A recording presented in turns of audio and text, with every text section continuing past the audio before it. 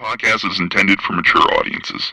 The views and opinions expressed are those of the panelists and do not reflect in any way those of the podcast partners, sponsors, or affiliates. Enjoy. Hi, this is Michael Buffer, and you're listening to the Voice of the People. Let's get ready for Boxing Voice. Every day I'm hustling. Every day I'm hustling. Every day I'm hustling. Every day I'm hustling. Every day I'm hustling. Every day I'm hustling. Every day I'm hustling. BoxingVoice.com. We don't fight for rings and stuff like that. I don't fear anyone. En este deporte no se viene a jugar y no le tengo miedo a nadie. We don't come to play in this sport. I fear no one in this sport. Does that mean that you will fight Triple G later this year? Como lo dije en la pelea pasada, ahorita mismo me vuelvo a poner los guantes. As I said in the last fight, right now I'll put on the gloves again.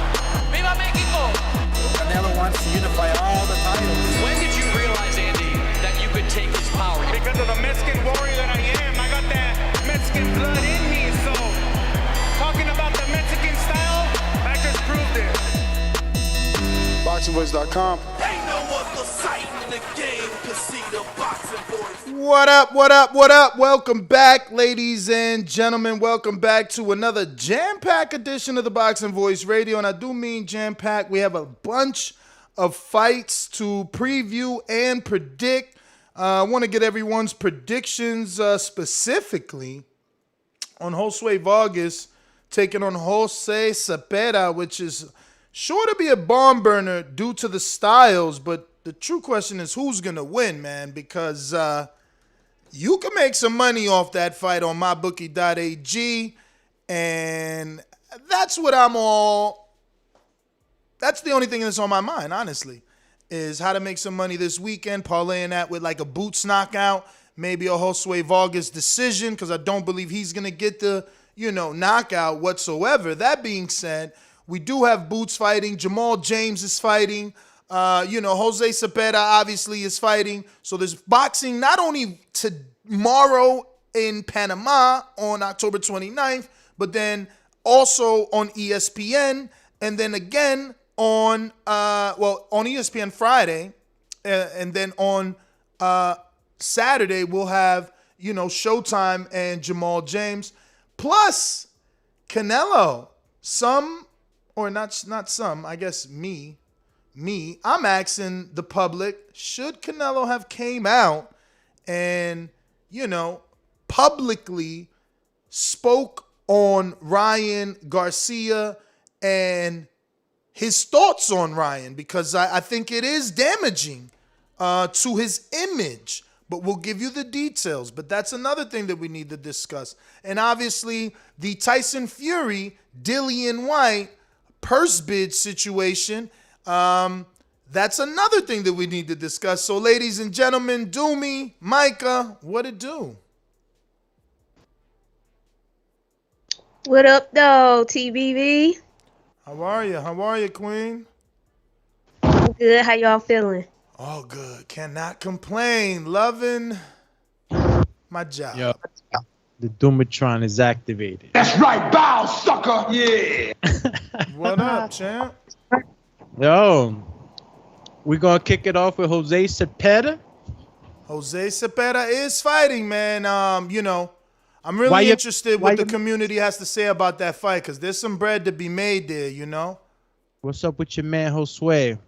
Coming through at the weigh-in like Shakur. I know people are saying that now, like, oh, he think he's Shakur. Like, that's not fair. Not anybody that grabs a belt at the weigh-ins trying to be Shakur. Like, boxing is so weird, man.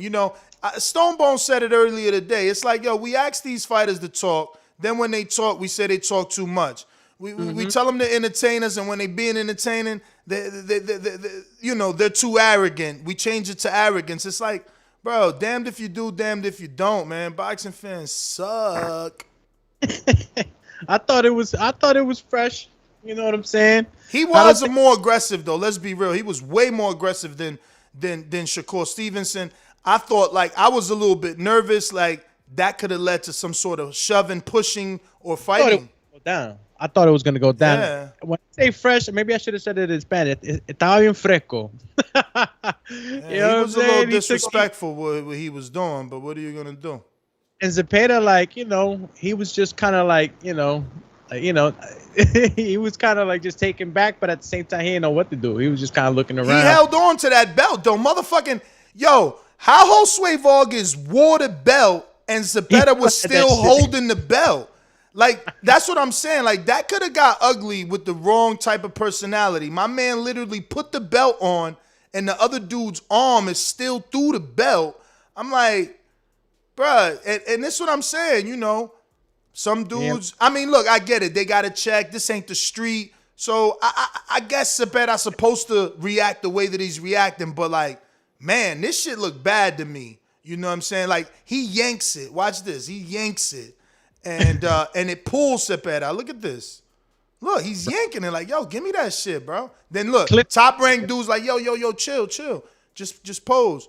So, look, now he's walking all in front of Zepeda, covering him like, man, fuck out of here. We ain't letting nobody take a picture of you. Again, nah, bro, come on, move over. They move him over again. Now look at him. Look, he's wearing the belt with the dude's arm still in it. What in the fuck? He was hanging off the belt. But if you go to Zepeda's Instagram, you know what he said? What? Pedro que ladra no muerde. Translate, fams. Dog that barks. Come on, dog. Don't do the literal barking dog don't bite. Why you ruining his fucking shit? I just said that. Nah, exactly man. what you just said. Nah. But yeah, that's what he said, yo. So Zepeda gonna bring that pain. I'm just trying to figure out what side of the track I need to be on to get this bet right, because the truth of the matter is, because I'm following the lines, Vargas has always been an underdog in this fight. But he Puerto Rican. You know how it is. Puerto Rican-Mexican rivalries is big. So a lot of money came in on Vargas, which means he's no longer the money dog. But that don't mean he ain't the underdog. That just means people believe in him.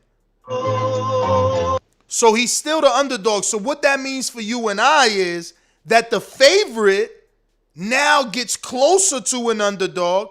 So we get to make money off the dude that actually can punch. But the question is punching power going to be enough for Zepeda, or is the slickness of Josue Vargas going to get him the win? I think he gets hit a lot. I do think he gets hit a lot, so I don't know. Could he outbox Zepeda with that pressure and that punching power? But that's what we're here to debate and find out, because that's where the money's at today.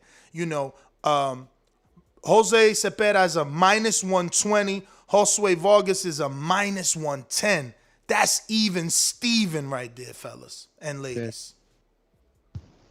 That's very close. I mean, obviously the experience in pro game goes to Zepeda, man. But, the young gun in Josue, I think that Zepeda's going to have a lot on his hands with this fight. Go ahead, Mike. I said I'm just gonna rely on you guys' knowledge for that one. I've seen Vargas a little bit, but I'm gonna rely on y'all too, so to see who y'all going with on this one. Honestly, Mike, I'm not relying on myself. I'm hoping the community. I'm hoping because honestly, my gut is telling me Zepeda's gonna win. He's been in there with the top 10 fighters. He's been in there with the better opposition. But Josue Vargas has pedigree with the trainer, the father, he's been pulling it off. He's been getting the wins. Zepeda, on the other hand, he's in tougher fights. He went 10 with Lundy. He did stop Ivan Branchek, though. That's somebody that Montana Love stopped. Then he got the win over Casandena. That's another guy I rank. He got the win over Jose Pedraza, two-time champion, another guy I rank. He got the majority decision loss to Jose Carlos Ramirez. At the time, people thought he was robbed in that fight. So Vargas is in toughity tough today, or rather tomorrow. Nah, seriously, he's in tough. This is no walk in the park. Now, I don't understand what the hell are the belts that Zepeda's wearing. Yeah. Because Josh Taylor's the champ, so I guess these are all like interims he's got or silvers. Silvers, yeah. Yeah, I'm glad you brought that up because boxing, I'm still trying to figure out this belt thing. I'm glad you. It's hard. It's hard to figure it out for real. But when we look at Josue Vargas, nothing on the resume says it. You know. Nah, I don't scream, but he's had, he's been very active and he's gotten a lot of rounds in the last 4 or 5 fights. I got to give him a little bit of credit for. But that's the issue. Showing that he went 10 in the last 4, Doomy, only shows us that he ain't got the power to deal with a dude that stopped Branchett. Like, how you gonna deal with a dude that got power? How you gonna keep him off you? And honestly, when I watch his fights, I see people punching on him. He coming out with a tooth missing. He coming out with black eyes. Yeah, he winning, but he getting touched. Now, this boy could punch. What's gonna happen when this boy touch you? It's different. When Josue touches Zepeda? No. When Zepeda touches Josue winning these fights, but he's missing. They knocked the tooth out one fight. You remember? Hey, man. Sometimes the tooth fairy comes a knocking. All right. Another day he had a black eye. All I'm saying is he winning, but he getting hit. And now you about to get hit by a dude that could really punch. That's all I'm saying. I ain't saying he's a puncher like that, like Gennady, but he knocked out Branchett before Montana Love, and Montana Love got signed to DAZN off that. So, as far as like freshness, you got Zepeda with 156 rounds in the pro game, and Josue's not even that too far off. He's 113 rounds in. I'm trying to see what I can give, based on these resumes. But what I can't give Josue Vargas is his youth. Obviously, that plays a part. He doesn't seem to have any injuries or any pre-existing injuries. Josue's the bigger man. He started his career at 144, 145. He had about 4 or 5 fights higher than 140 before he gradually got down to 140. So maybe he's the bigger man. Maybe he's heavier naturally. Yeah, he seemed to have had the height, but it's only by like an inch. Wasn't that much. And it's hard to really see them with the hoodie on. Zepeda had a hoodie on. Josue had a baggy shirt. You can't really tell like as far as body compositions and size, but you could kind of say that he was a little taller, but not enough to really matter too much. I think that this fight's really tough for Josue as well, Ness. I mean, looking at it from what you just explained to everybody with the resume check, Henry Lundy, Ivan Baranchyk. And Lundy could box. So what Zepeda got there is the look of a slick fighter, which Josue Vargas, that's what he is. That's what he, when he boxes, he tries to be slick. They got that that common opponent in Kendo Castaneda. They both 10 rounds with him, so I can't really differentiate too much there because I didn't see that fight. 10-round decision for both of them. So I guess I'll go back and look at that to see. I mean, again, if you're gonna use resume, we're gonna have to just give all credit to Zepeda because resume isn't gonna help Josue. It's got to be eye test. It's got to be what you've seen from him in the ring. I don't think the black and white is going to tell us that he's going to win this fight. Zepeda's a southpaw too, man. Yeah, I'm telling you, the more we talk about it, the more it seems. Well, southpaws though, so it's going to be interesting to see. We usually don't get 2 southpaws in the ring. That's going to be pretty good. We'll get to see different angles and stuff on punches. But you know what, bro? I'm gonna go with you on this one, man. I was saying that Zepeda was gonna have a tough fight, and he still has one in him. But with everything I'm seeing right now, and I guess what have you done for me lately, and what have you done is it's definitely gonna have to go to Zepeda. But don't be surprised, man. This is the year of the young guns, bro, and they're taking out the older dogs. Yeah, I mean, listen, if he wants to rise to the occasion, now will be the time because Zepeda is already known. He's been, like I said, he's been in with those names already, and he's made a name for himself. It's Josue that's got to show that, he's on this level and that he can defeat this level of a fighter. Again, he's the underdog. It's money because Puerto Ricans, they believe in him. They believe in him. You know what I mean? So how do we make money on this one, man? I mean, look, if we know that when we go onto the betting side of things, we take all angles into it, right? So we take into account the resume, but any X factors here that can maybe switch that line the other way around, regardless of the resume. Nah, man. I mean, again, this kid doesn't have the power that you're gonna say. Well, he's got to outbox Zepeda and then not be hit by his power. I mean, it's gonna be a tough fight in my opinion. Shit.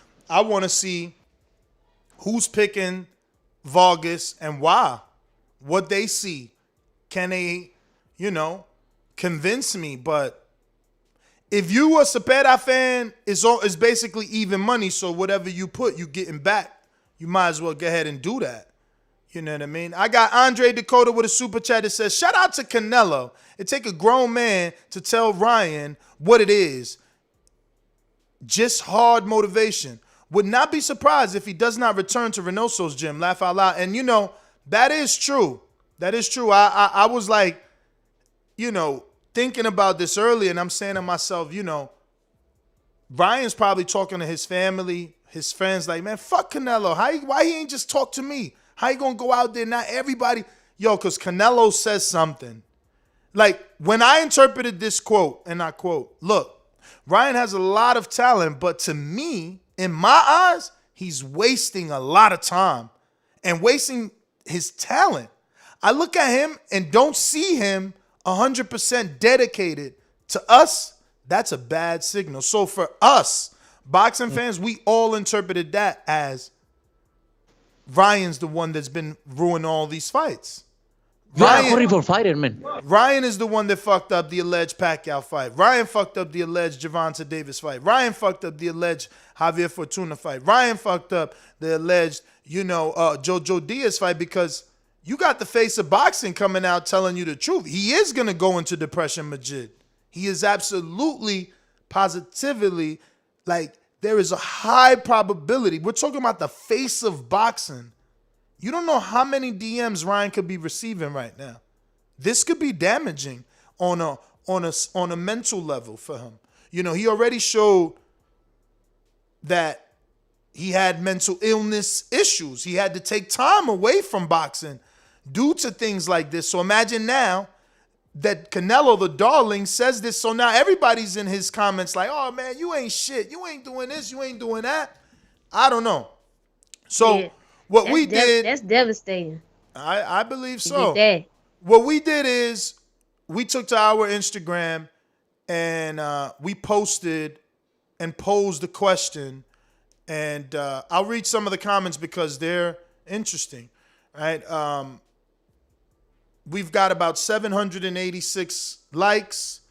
And obviously the desktop version of this doesn't let you see the comment section. So I'll go now and try and figure that out before we get to the actual posts. I mean, the comments. All right, so it says it has 66 comments in this thread.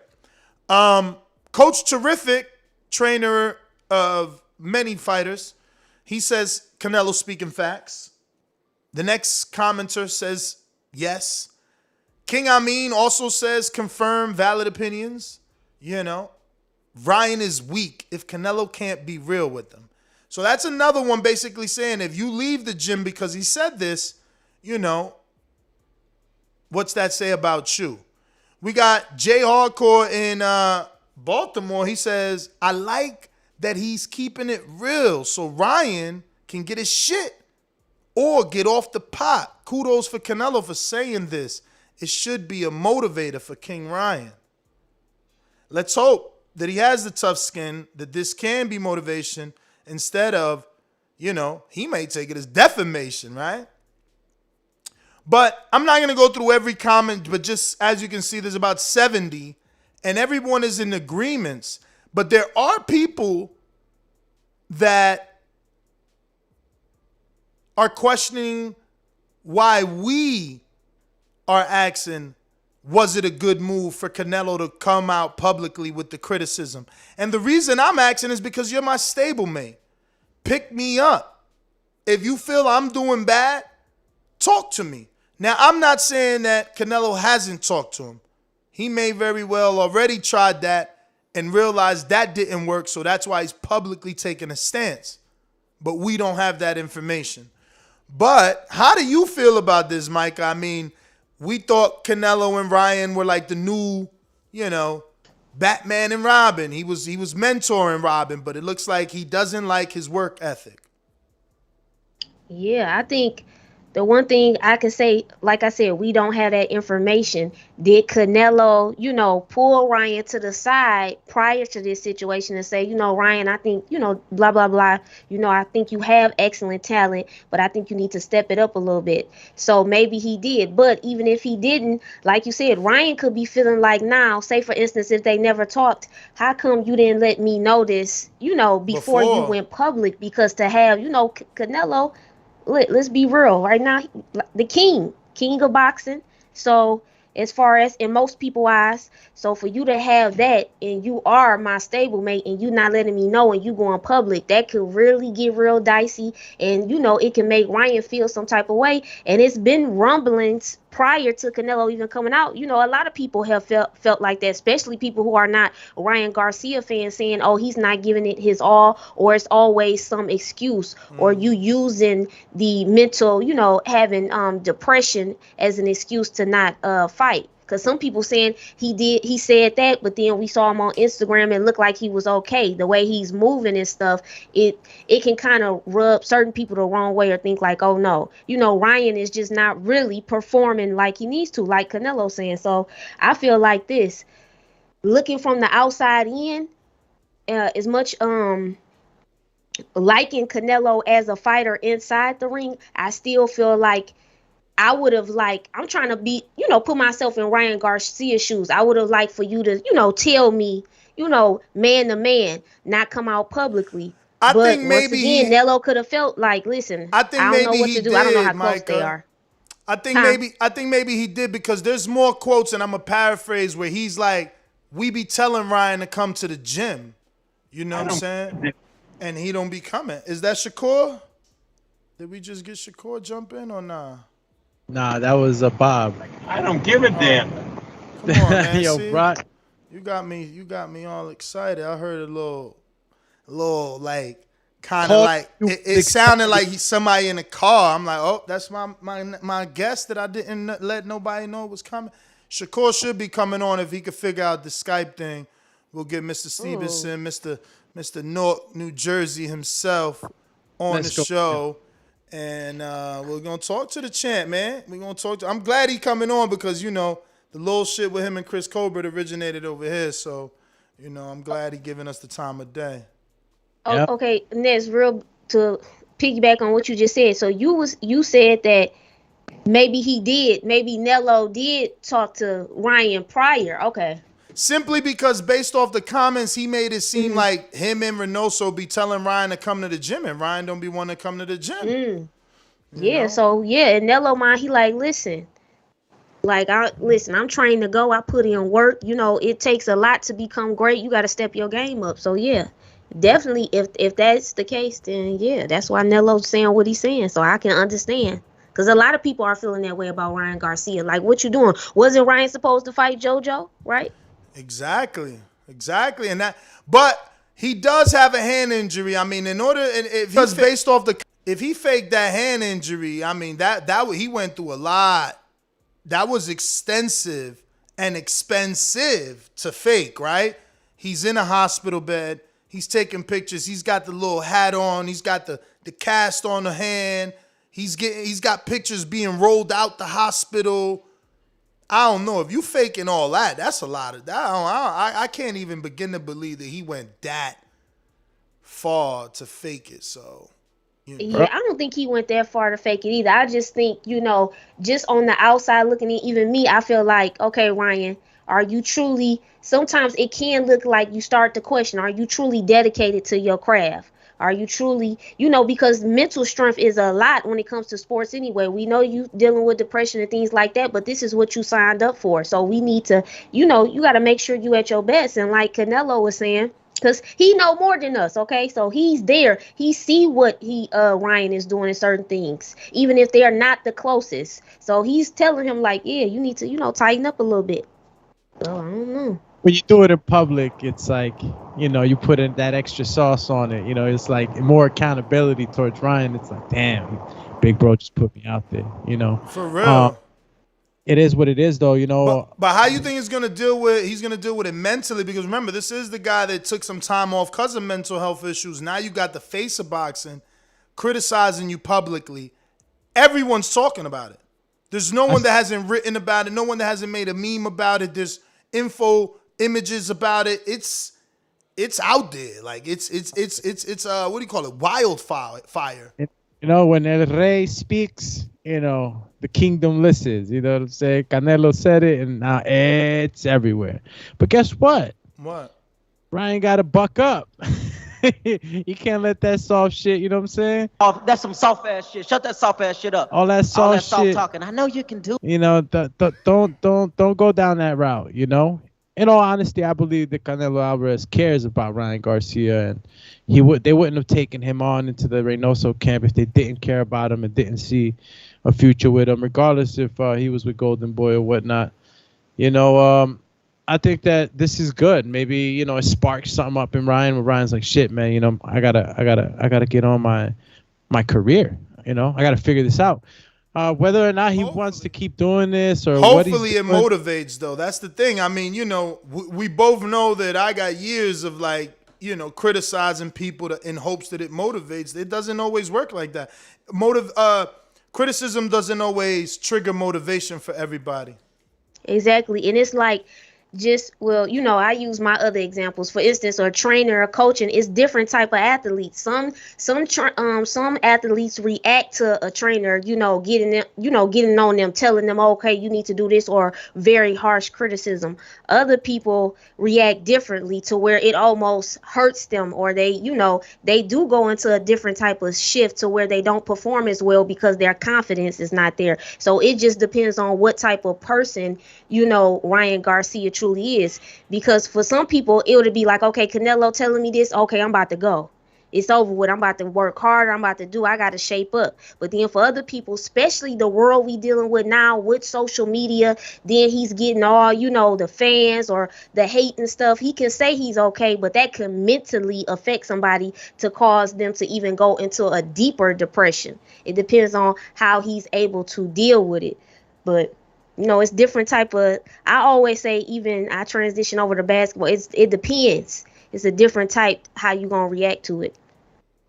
Damn, fucking Skype need to get it together. I think it's when people, because they getting it from Instagram.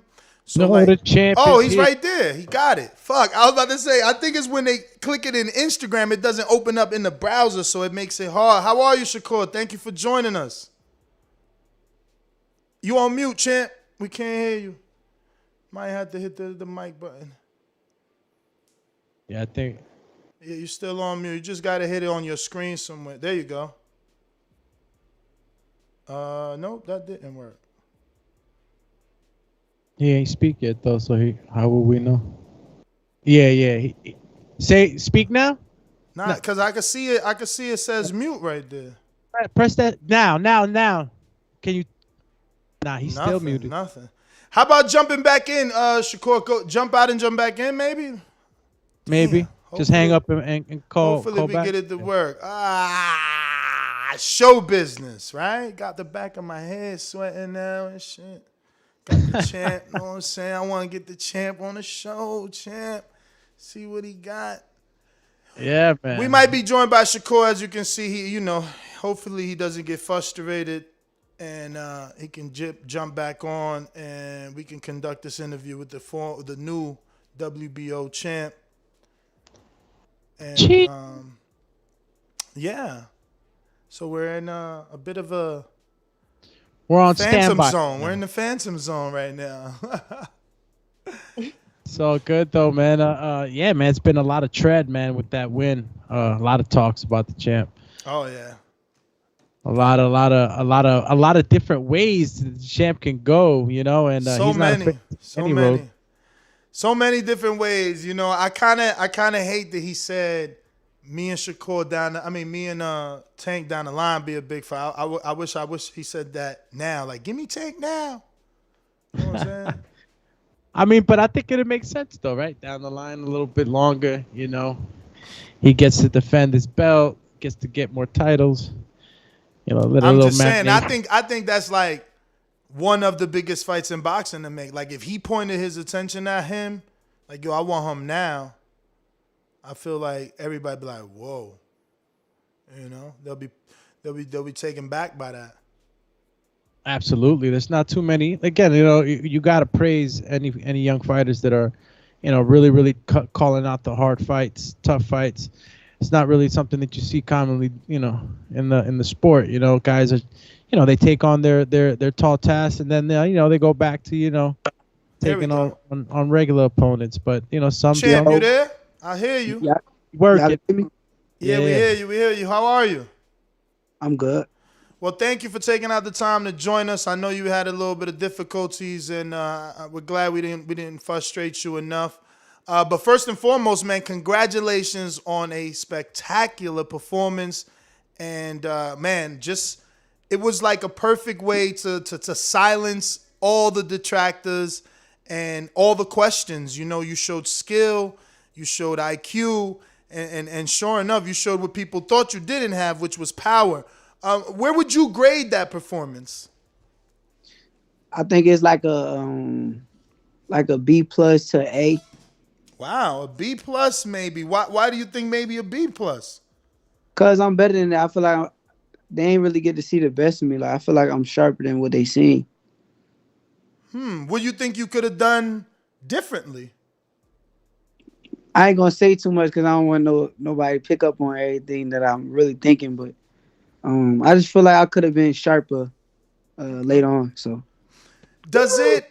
I guess do you take the comparison to Floyd as a compliment, or are you getting tired of it, frustrated? Do you want them to call you Shakur, or are you all okay, you know, with them comparing you to TBE? Nah, I really don't care too much about it, but it do feel good knowing like they compare me to Floyd. You gotta realize like they was comparing Kobe to Jordan when he was coming up. So now it's like with me, like I don't got no problem with it. Like I ain't tired of it, and it feel good like knowing that they think of me on a high level. But at the end of the day, I'm my own person and I'm my own fighter. So I still got my own everything, and I'm original. So I ain't like. I'm the next Shakur Stevenson at the end of the day. So, for sure. Now, obviously, we follow you on social media. We seen you say something about it seems like certain media members are pushing Navarrete Valdez. Where exactly did you see that? And do you really think Valdez will not fight you and instead fight Navarrete? I seen it all fight week. I seen it fight week. I heard about it after the fight. I got questions about it before the fight, and I told him I couldn't really like answer it because I gotta handle business first. But I seen it a lot, and I've been seeing it on social media that they pushing towards that top rank person. They say top rank is pushing towards a Navarrete, Oscar Valdez fight. I even seen Bob Arum say something about it after on Navarrete last fight. So, which I don't get it. I don't understand it. But I mean, at the end of the day, I'm gonna just keep winning and doing whatever I gotta do. But I want the fight. I hate to ask this, but do you feel you might find yourself in Terrence's situation over on Top Rank? Never. You gotta realize with Terrence's situation, his situation came more so because he was fighting. All the people was on the PBC side. There's really not really nobody on the PBC side besides B-Hop. Other than that, he the only person at 130 that we know of that's really on the PBC side. So, other than that, I feel like I'm good. Like where I'm at with Top Rank, I feel like I'm gonna get them fights for sure. But I feel like they probably more focused on saving some of their fighters before they just throw them in there with somebody like me.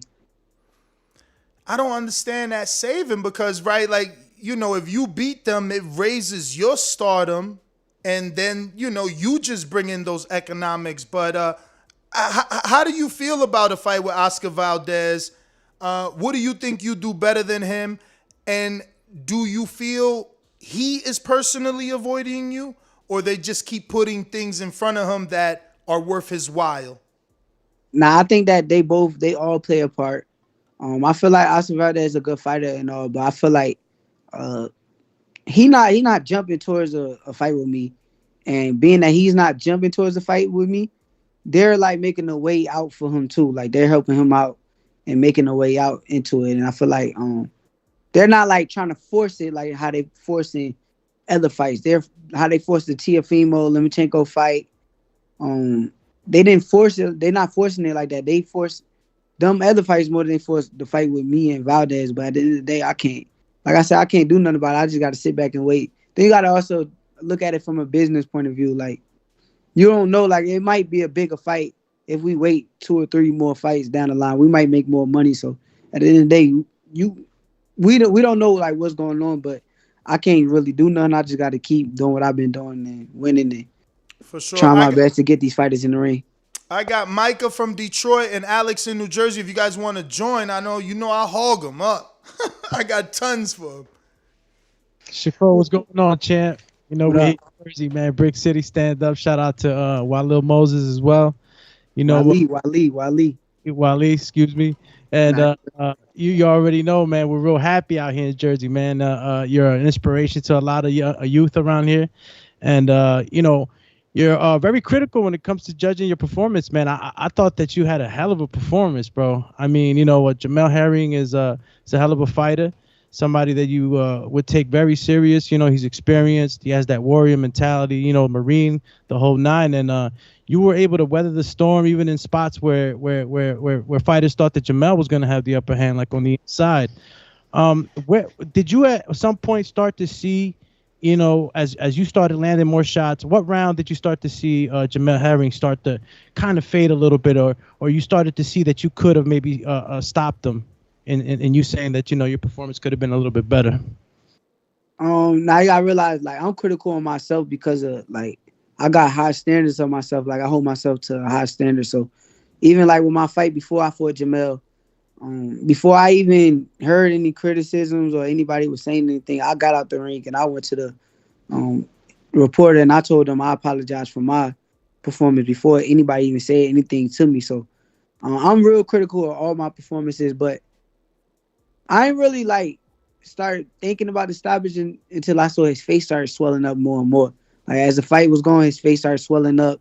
Then I seen the cut open, and then I'm like, okay, I could step it up on him and get him up out of here. And once I started stepping up on him, it's like the ref did what the ref was supposed to do. Because if the ref didn't stop it in the time that he did, his face was going to look real bad, or I was going to just knock him out. Like you can't just keep taking those type of punches over and over for however many more rounds we had left. I think we had like 2 more rounds left, and I don't think he was going to be able to stand up through all that punishment. Especially I had got like a little bit more motivated when I seen that blood.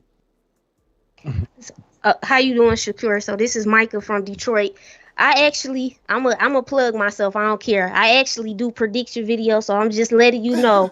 Afternoon Sports Slay, I follow your career. I know sometimes with fighters, you know, some things you guys might not like, especially because I am just a journalist, analyst. I'm not an athlete. So I'm just telling you, sometimes if you ever get a chance, look out for Afternoon Sports Slay on YouTube. And I have actually added you on Twitter. But let me get a question really quickly. So I have followed your the mother of your child, Lyric, because I followed with her with Mulatto. I think they had the rap program. But the question I wanted to ask you was, do you feel like since you have a child on the way, did that actually motivate you even more to put on this performance to take it to the next level?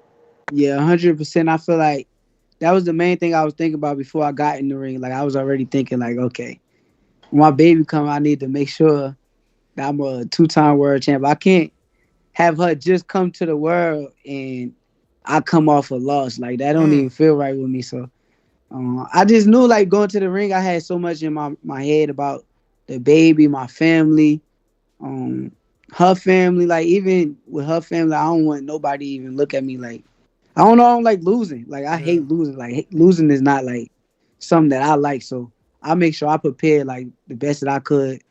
And even in the fight, like, I'm thinking about it the whole time from round one to the fight would stop. I got it in my brain. Like, I'm not about to let him back in this fight. I got to pick it up more and more. I got to keep doing these things. I can't fold up. I can't lose. So at the end of the day, yeah, that was in my brain. Speaking of that fight, right?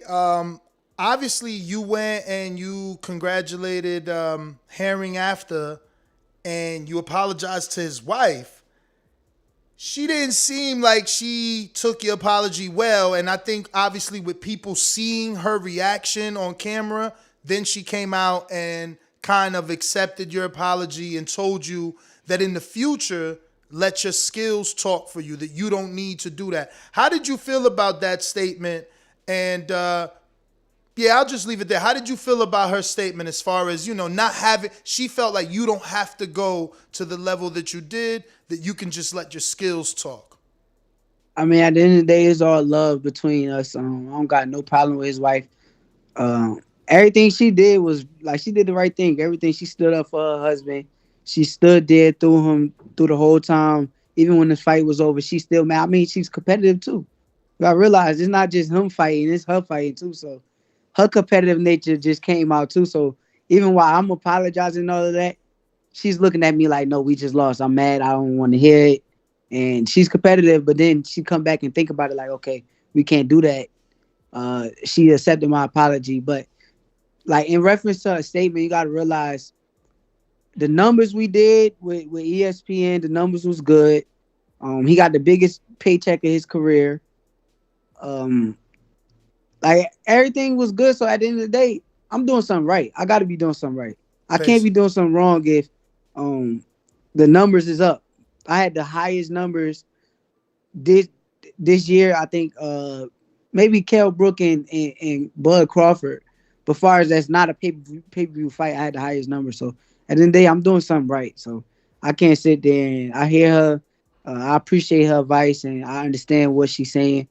But at the end of the day, this is the entertainment business. When Jake Paul or Conor McGregor get up there and they sell these big fights, don't nobody say nothing to them. It's regular. Everybody applaud them and everything because it's Jake Paul and Conor McGregor. So why can't a young superstar entertain the world too? I want to be an entertainer. I agree, and I think that I disagree with her. I believe that, you know, you're doing what you need to do to sell the fight, and you showed that you're a gentleman and you have class by coming and apologizing and letting them know that it was only to build the fight after. So I think that's just necessary. Now, you did say that you and Tank down the line would be a bigger fight, and we all know with the politics of boxing, down the line could be a long time. I just want to ask, why didn't you say you want Tank next when you know you can't get it anyway? But it would put that pressure. People would write about it, talk. I don't know. I just think, obviously, like if it ain't you and Tank, you and Colbert, and you and Valdez, right? Like what's the other? You will have to move up, or do you think there's another big fight? But if that's the case, that's like me calling out Devin and Lomachenko. Tank ain't no 130 pounder. Like he fought 130. But at the end of the day, he's like 135, 140. He's bigger than me. So why would I just be calling out Tank name when it's like, it's not realistic? Like, I'm not going to just realistically call out Tank when it ain't really like a realistic fight. I get what you're saying to sell for the fans and all that. Like, I understand, but I'm still real at the end of the day too. So at the end of the day, I'm going to call out the people I know that can be in the ring with me, like Valdez. And that's why I'm calling out Tank for later on down the line. Later on down the line will be an amazing fight. I feel like we're going to end up at the same weight class at the end of the day. Tank ain't going up to no 47 or 54. I just don't see it. So I feel like I'm going to get to maybe a 47. I feel like my body size and everything, I feel like I can get to that kind of weight. If Tank go there, it's like he's forcing it, even though he got the power to be there. Don't get me wrong. But I just feel like right now it ain't even like we can't fight, so ain't really no point in me just calling out Tank or nothing like that. Plus, I like Tank. I think Tank is a great fighter too. I just think it's an amazing fight, but you're saying more you don't want to rush to 135. Like, nah, I don't. I will go there. I just feel like I got more business at 130 right now. That's my first fight. My first fight for a title at 130. I could fight 135. Like, don't get me wrong, my skills and everything, I'm good. I can fight with anybody at 135. But I want to be able to unify and defend my belt and do all this stuff like a champion does. Like, this is my second title. My first title I got at 126. My next fight I went up to 130. So you gotta realize I want to be able to actually do stuff champions do, and then we go up to 35 after we handle business at 130.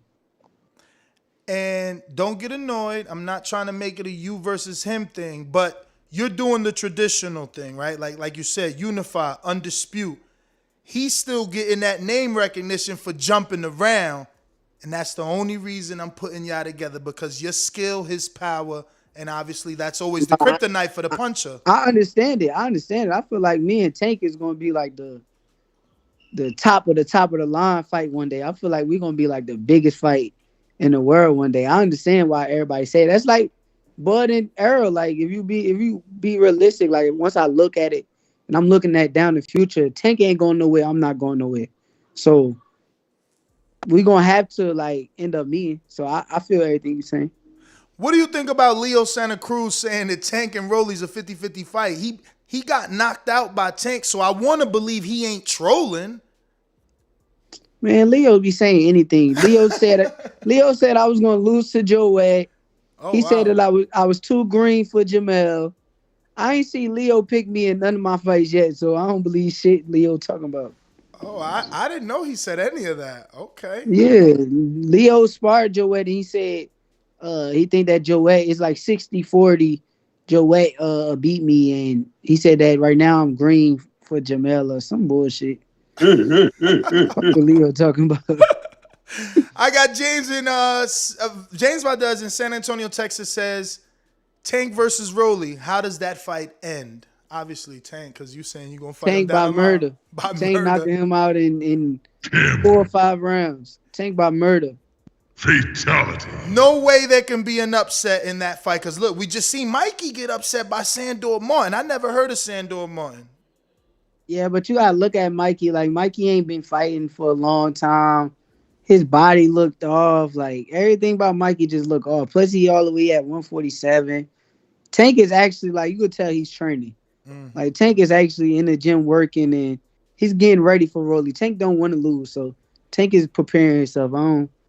I wouldn't compare that to no Tank. All right. Steve in the UK says, hey, Shakur, thanks for coming on the show. I'll be honest. I picked Jaron to win the fight for reasons that I won't bore you with now, but you were really impressive in completely dismantling an excellent fighter. Do you feel this was your best performance to date, and how much more do you think you can improve? Once again, thanks for coming on the show. Steve in the UK. Yeah, I think it definitely was my best performance up to date. I think I'm gonna get a lot better. Like, I feel like nobody ain't see the best of me yet. I feel like that was very far from the best of me, if I'm being honest with you. I feel like it's a lot more to me. So I'm definitely gonna be a lot better in upcoming fights. That's good to know. Danny says, I don't know where he's from, but he says, if you can't get Oscar Valdez, who is your realistic next opponent, and how important is selling out your next fight for you? I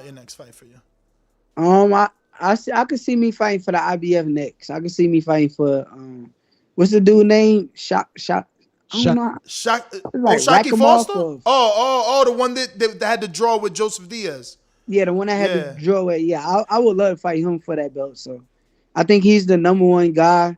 I feel like I should skip all the people that's in line. I feel like I'm that good. So I'm a champion. I don't see what's the hold up. I feel like if he the number one, let me fight the number one for the belt, and let me beat on the number one.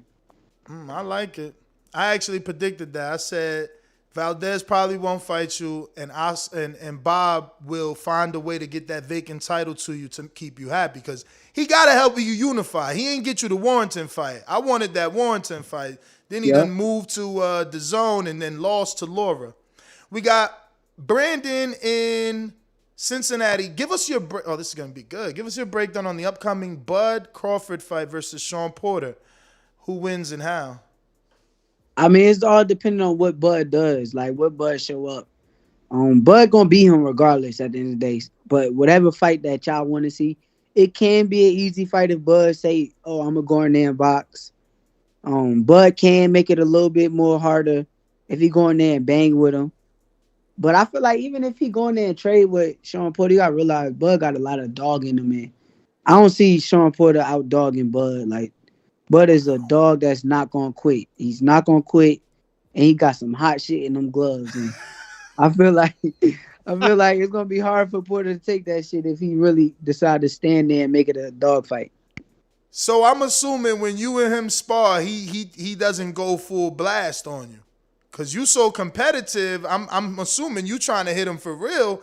Is he able to hold back? Or he doesn't? I don't speak on no sparring, man. I love Bud, man. I don't speak on no sparring. Not with me and Bud. Bud is a bad motherfucker. All right. So Miguel says, if no Valdez next for you, what about you versus Farmer and break down Canelo versus Plant? I like the Farmer fight. Is that worth your time, or you only looking for belts? I think Farmer going to 35. Yeah, he did announce that on his Instagram. Yeah, he said he's not fighting at 30 no more. So if he's not fighting at 30 no more, it don't even make sense to even talk too much about it. And what's the other question? Your breakdown of Canelo Plant. Oh, that's going to be a tough fight. I feel like first couple rounds, I feel like Canelo going to realize that Caleb Plant is not just going to be no easy target to hit. Yes. And I feel like as the fight go on, it's going to be an interesting fight. Like, we're going to actually get to see who Caleb Plant really is. That's all it is. Like, we got to see, can he take Canelo punch? Can he compete with Canelo skills too at the high level, which we know, like, he got skills too. But once Canelo, like, up them skills, like, Canelo been at a high level for a long time now. So he going to know how to, like, up the pace on them and up the skill level. Can Caleb Plant hang? And I feel like he could. I feel like I honestly think it's going to be a real hard fight for Canelo. Yeah. Do you bet?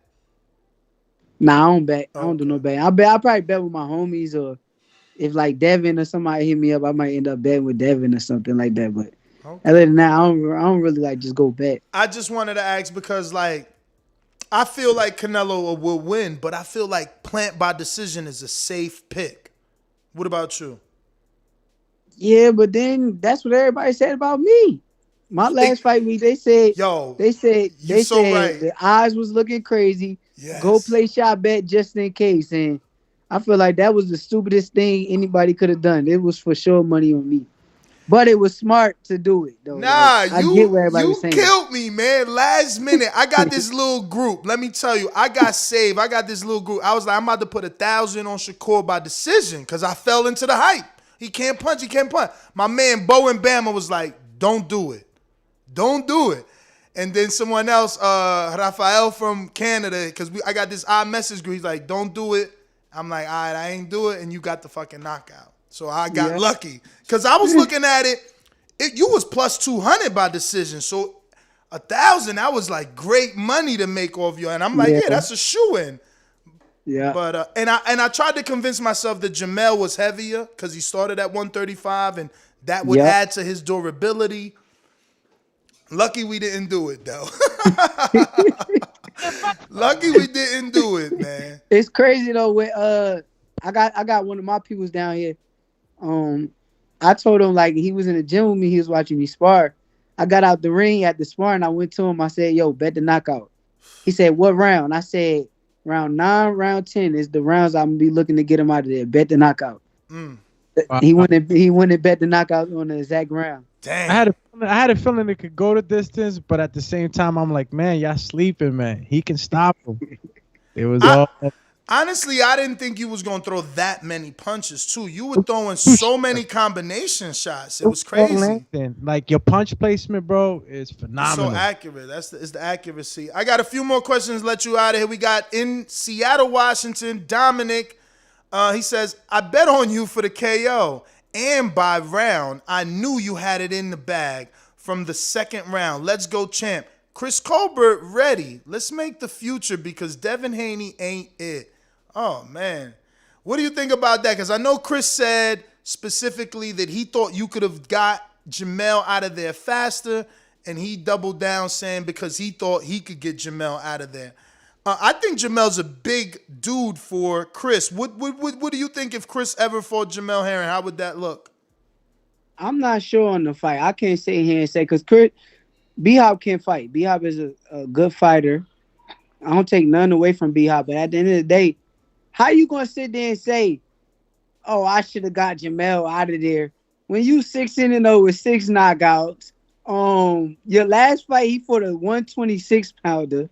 He never hurt this man, and even if he did, he never even had that man in no type of trouble, looking like it was gonna be over anything. So how the fuck was you gonna knock out Jamel Herring, who's a big 130, a world champion? Defended his title several times. He's training with Bo Mack and all of them with Terrence Crawford and them team. I know they getting them in shape. I know that they preparing him. I watched it. I've been in training camp with them. I know how they train. They train hard. You telling me you gonna go in there and knock him out? How? How the fuck is you gonna knock him out when you couldn't knock out the last dude? What the fuck was that dude name? Damn. Numbayar? That little ass dude. Numbayar. That dude is little. The one that Gary Russell fought, right? Numbayar. Yes. That dude is little. That dude is really, he damn near look like a 122 pounder. B-Hop ain't knocking nobody. That dude allegedly could punch though. Man, I don't give a fuck how much he could punch. That dude is a one. If I'm fighting that little ass dude, I'm going in there to fucking try to kill him or something. Like, I'm going in there to smoke him. Like B-Hop was in there trying to box, stay away. He was kind of like, he felt that power for real, and he was trying to box and not get hit and shit like that. And that's not the type of dude you really like. You really do that with. So I don't want to hit nothing that dude talk about. He talking some bullshit. And if me and him fight, he know what it is. I've been beating up B-Hop for years. hey, dead ass on my life. This on my life. I've been beating B-Hop up for years. Every time since little kids. I knew B-Hop since a kid. I could tell you a story about when we was both 14. Actually, I was 14. He was probably like 15 or something. We was in ringside. Nigga came inside the bar? Then ringside's a tournament. It's a tournament, national tournament. We in ringside. He come inside there. I'm checking my weight and shit. He come inside. He started talking crazy to me. He got like 4 or 5 New York niggas with him. I know all of them. Africa was one of them. It's another one named Hans. He coming there. He talking shit. So I'm like, shit, we go spar right now. Mind you, we not fighting each other weight class, nothing. He like, yo, yeah, let's go spar. So we go in a hotel room. Now it's 6, 7 fighters right there watching us spar. In the hotel room? In the hotel room, actually a hotel hallway. It's a little window. It's a small little space. When I say I beat the fuck out of B-Hop, I beat the fuck out of him. Then after that, I've been beating this nigga up for so long. Like, this shit is so crazy to me how he be going on there saying something slick, and it's like, dude, I'm the reason why he went pro. I'm the reason why that nigga went pro. Explain that. Because I thought B-Hop put him on. That's why he took the name Lil B-Hop. Nah, I'm talking about I'm the reason why he went pro. Why he didn't go for the Olympics. He was the first person who qualified at my weight at 123 for the Olympic spot. I wasn't qualified, nothing like that. But when he do interviews, he always say, well, they was going to give Shakur the spot anyway. I never qualified for the Olympics at that time. I never even made it. Like, I lost in the first qualifier. And this is a fact.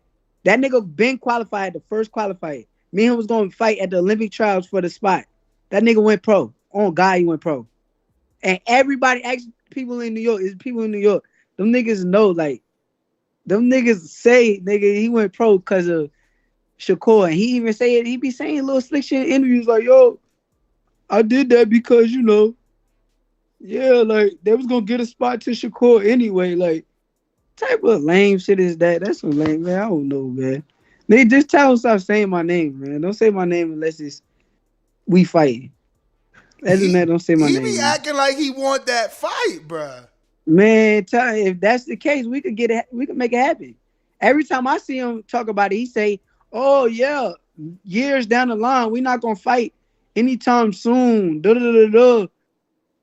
I'm not denying no fade. What you think it is about it? Like because I feel like obviously I'm not child and I don't have a dog in the race, but I feel like because he doesn't keep his hands up, like he's gonna try and entertain more. Like he gonna be doing the flashy while you're more disciplined.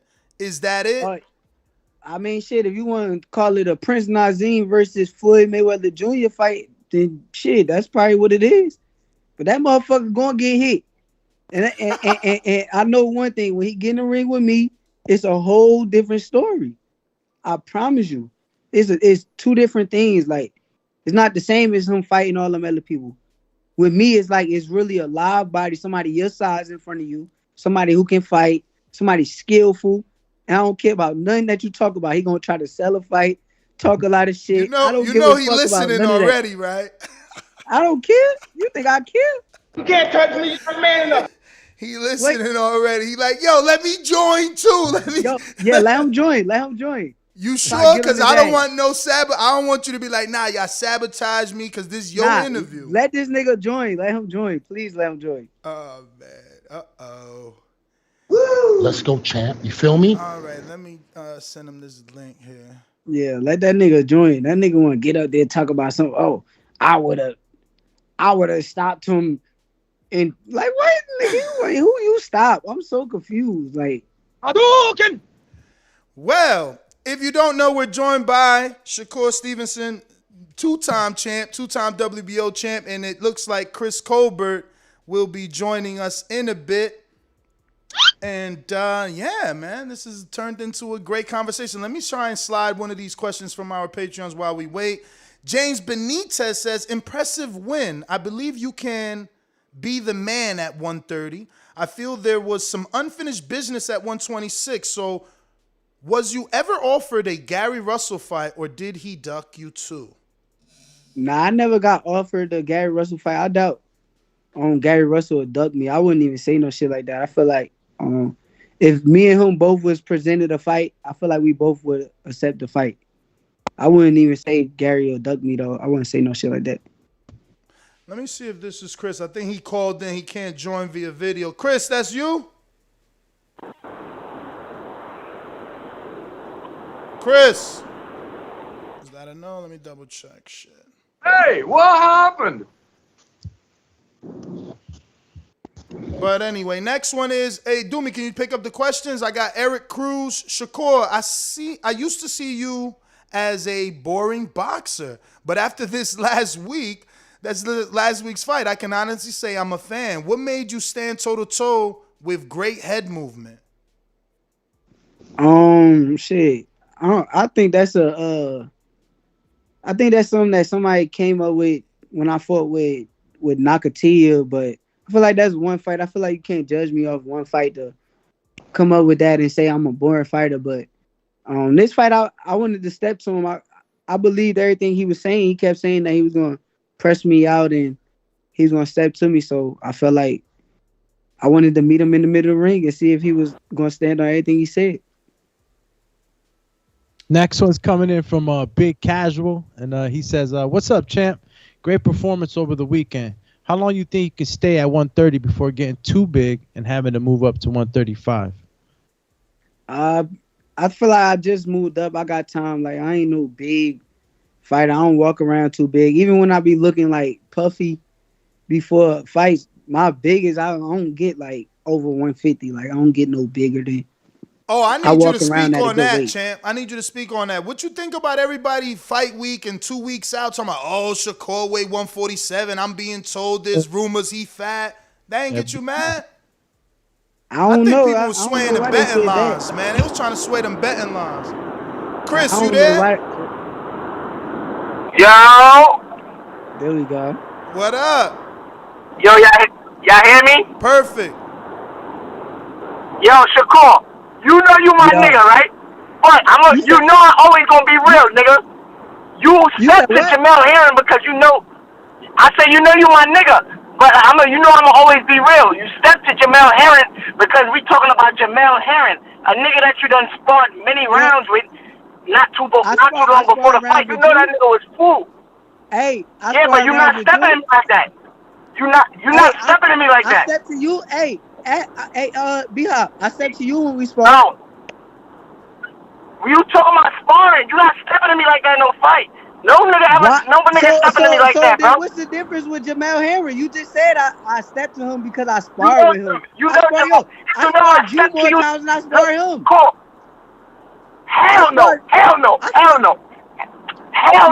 Bro, it's impossible. Bro, you in camp with the nigga, bro. You sparred me about like 3 times, bro. Then I sparred him, and that's a fact. Do I step to you when we spar? Yes or no? No. Do we step to each other? Yes or no? No. You about to say in an interview, bro? Word them all? No. On my life. Where is both of the line interview, bro? You said what? You about to line the interview, cool? That's what we doing now? You said that you stepped to me when we sparred? So I run from you when we spar. Hey, bro, answer my question.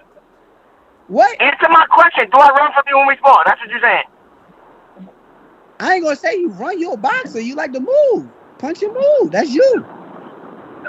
But you don't step to me. Crazy. That is really crazy that you really gonna sit here and lie. Bro, this on my life, bro. Every time you spar me, nigga, you talk about how nice I am, nigga.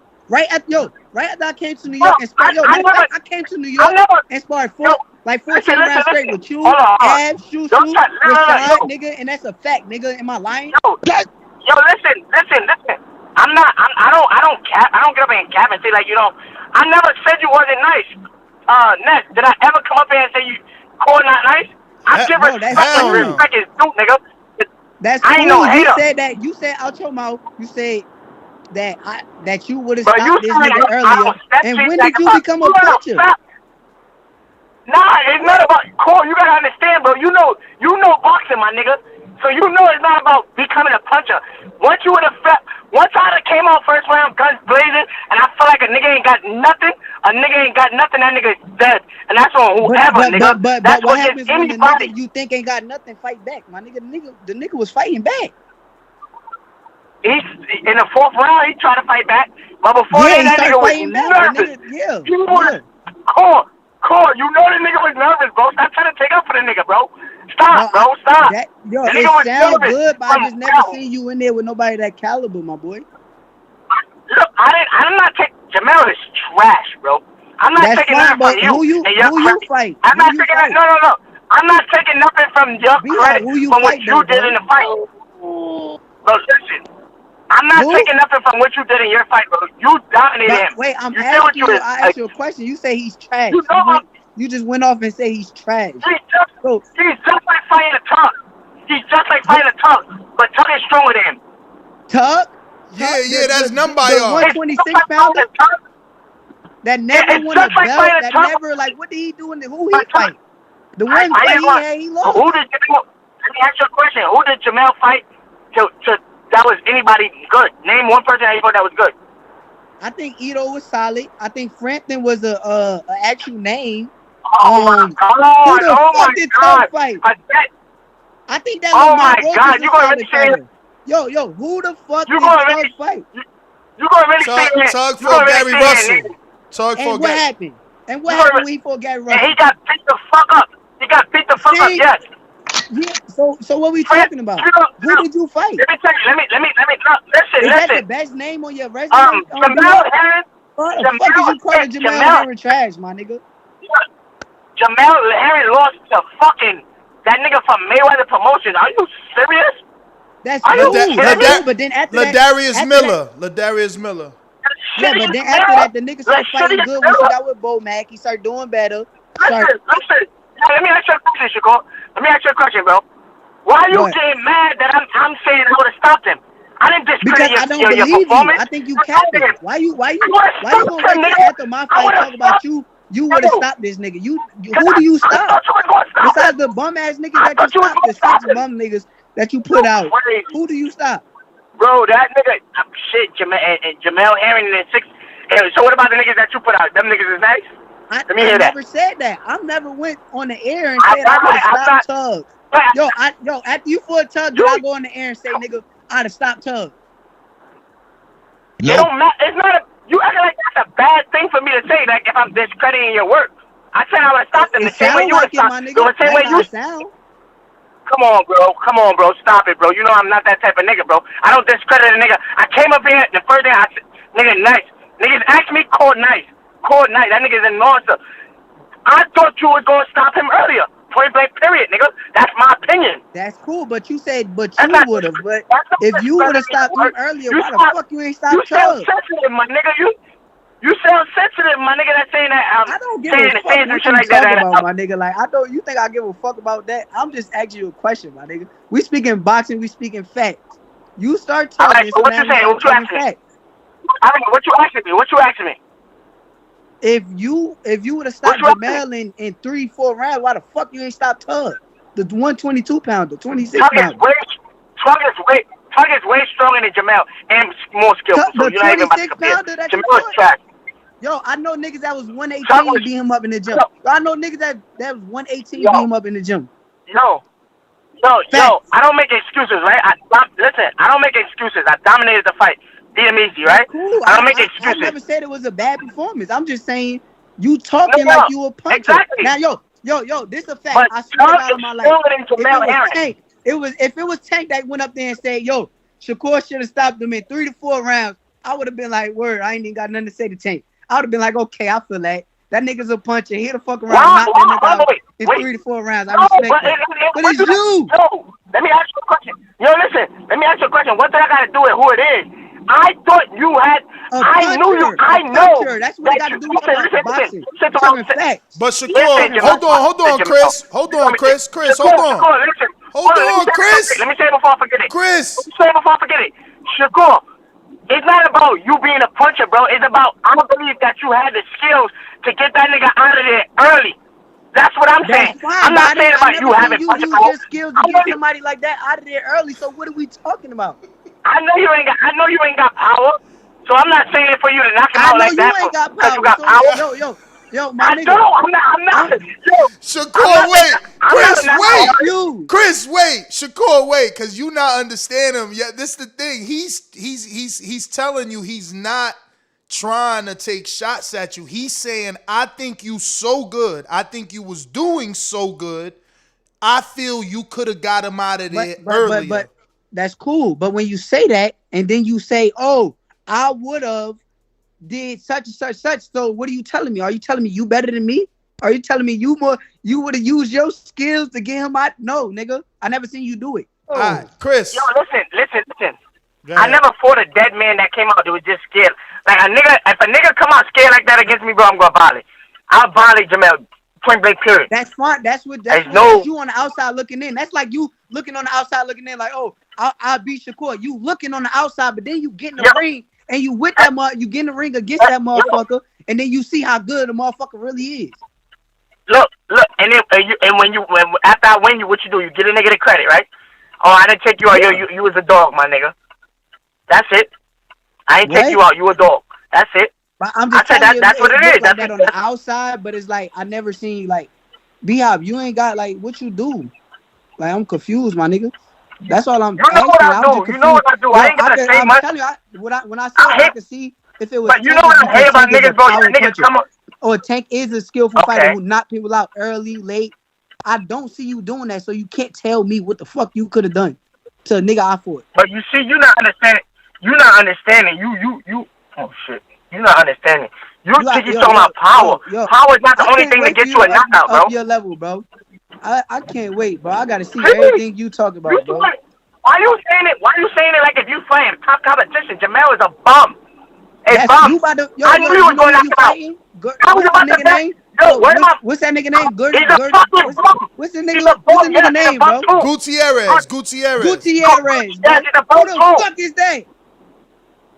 And then you acting like I'm saying be out fuck around, don't stop the nigga, and then come back and tell me, yo, he was a puncher or nobody want to hear that shit, nigga. Who the fuck is that, bro? Yo, when do I ever make excuses, Cole? When do I ever try to justify my confused. He's a fucking bum too. He's a bum, Cole. Look, I'm not going in there for the knockout. If he coming in on some Jamel shit, somebody that's like, who the fuck is that, bro? If he coming in on some Jamel, if he coming in, I'd rather fight a nigga like him. That's coming. If you fight Gary Russell right now, I'd be like, okay, I respect it. You fighting Gutierrez. Bro, why you not? I'm trying to tell you. I'm trying to talk. You're not hearing it, bro. He was supposed to get the Gary Russell fight. I don't know shit. I don't know shit unless I see it. I know when it come down to me, my fights, when it's a name set or whatever, and then we in the rankings or however we fighting. That's really crazy. They both got Al Heyman. I don't want to hear nothing you talk about right now, bro. That's really crazy how now you don't know. Niggas always get on interviews and try to front, bro. All right, cool. You just said you were fighting Gary Russell, now you fighting Gucci's, whatever the fuck that nigga name is. I don't even know his name. You want me to tell you how it happened? When the sanctioning body, what the fuck is that? When the sanctioning bodies say do something, you gotta respect it. Oh, for real? What's your name? Come on, bro. You acting like you don't know boxing, bro. I ain't even about to entertain. Niggas be getting on interviews and start capping. Y'all niggas is crazy. That's crazy, my guy. Bro, you crazy, bro. I ain't never heard no shit like that. Look. When y'all unifying, man? Interview, though. When are y'all gonna unify? When the time is right, we gonna make this happen. He know what's up. Cole can say whatever he want on his live. Cole can say whatever he want on his live, but you know how niggas do when they get on interviews, bro. But I ain't even about to. I ain't about to take over the. You know what I'm about, bro. Hey, look, B-Hop, you knew this as a kid, though. This is the crazy part, boy. You know what it is, bro. But the funny part, no. Let me say something. You keep saying I know what you're about, bro. I'm with everything, bro. I know. I'm with everything. I know what you want, yeah. And you know my body. Ain't no interview. I don't give a fuck if it was a camera, no camera, nigga. I don't even talk about you on camera, nigga. You went and said some shit, so I address what you say. But why you saying it like if I said something bad though? Like why you crazy? I'll take it as you saying something bad when you telling me you could do some shit that I can't do. I'm a boxer. I'm competitive, my nigga. Don't tell me you can do some shit that I can't you do. A boxer, Shakur. You not no knockout artist, Shakur. You not like you. I'm not seeing Shakur stopping shit. I thought you was going stopping. It's 16 How many knockouts you got? We got the same, right? Yo, how many knockouts you got? We got the same. Nah, he got 19. He got 9 knockouts and 19 fights. 17-0 with 9 knockouts. Yeah, and you 16 with 6. Oh, all right, my bad, knockout artist. I'm sorry. I'm just saying, I got more knockouts than you, and we talk about motherfucking. I respect it. So what we talking about though, B.I.? I respect it. I thought you had like 5, 6 knockouts. I respect it. No. I didn't know you was screaming shit like that. I'm not you, bro. I didn't know you was screaming shit like that, cool. Yeah, my bad. I ain't you, bro. Don't worry, bro. We good. Yeah, my fault. I didn't know you knocking shit out like that. Listen, I said, honestly, I know my body. Yeah, I know Shakur body. Shakur know my body. When the fight happen, nigga, we gonna see what's gonna happen, nigga. The best man gonna win, and that's gonna be me. He gonna do what he gotta do. Hey, bro. That shit sound good, bro. All that shit sound good. You know what it is. Okay, I hear it. Yes, I know. I do. You know what it is, bro. I'm a winner, bro. That's all I gotta say, bro. Yo. I never discredit that. You nasty, bro. B-Hop, you know I ain't no instigator, even though I really am. He said he been beating you up since 14 years old. And he said beating you up. Cool, we never even sparred at 14 years old, so now you're chatting. And you say you've been beating me up. When did you ever beat me up? He said he caught you in the hallway. B-Hop. We ain't sparring that hotel hallway in ringside. When I was 14, you 15 to 16. Cool. Now you're cool. Matter of fact, you was right. We did spar. I don't know what age was that, but we did spar that age. You right. No, you right. You don't fuck, my nigga. You was 15 or 16, bro. Well, I'm not even older than you by that much, bro. But you did not beat me up, bro. So stop jacking. You older than me by a year and a half, bro. Why are you saying it like if you fucked me up? You never ever fucked me up. Never. You up in that hallway? Oh my.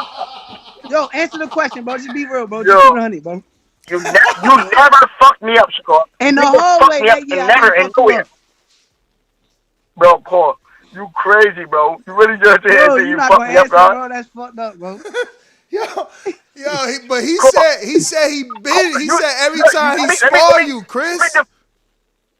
Cool, let me define what's fucking you up for mean to you. Bro, I beat your ass in that hallway, bro. I put them hands on you. Oh That's my God, you you're up. crazy. You never, bro, I put you never them hands on beat you my ass in hallway, the bro. That's a fact, bro.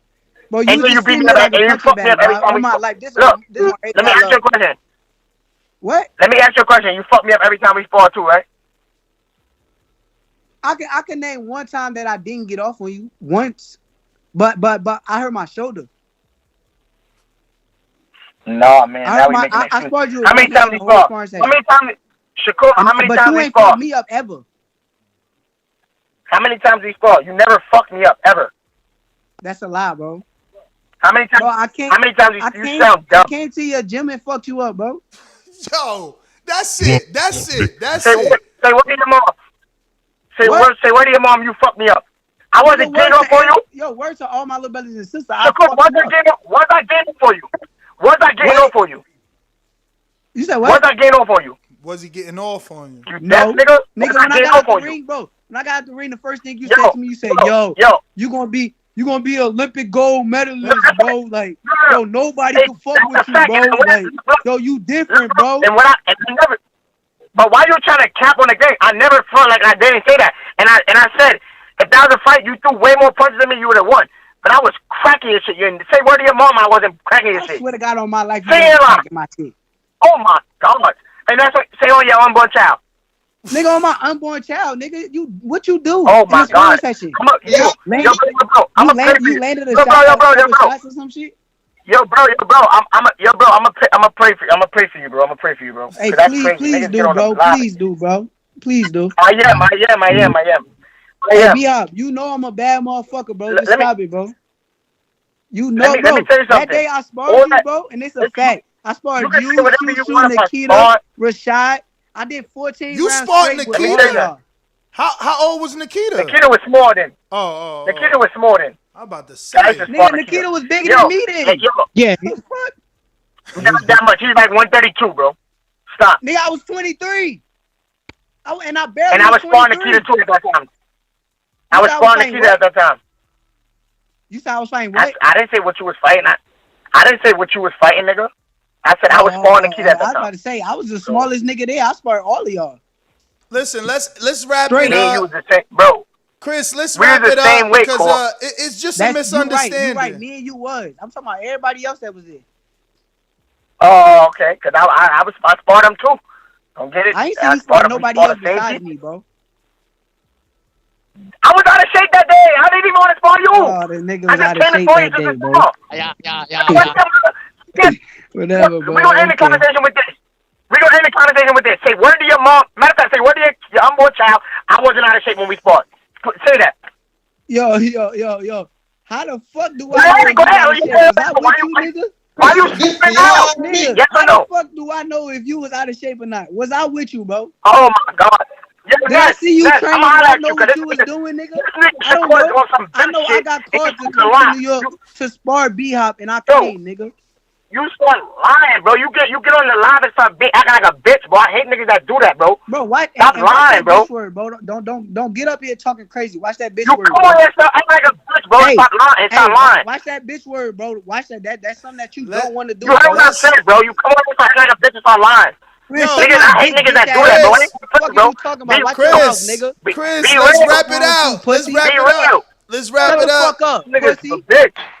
Chill. Y'all can talk off here. This is crazy. Shut the fuck up. You mad as hell, nigga.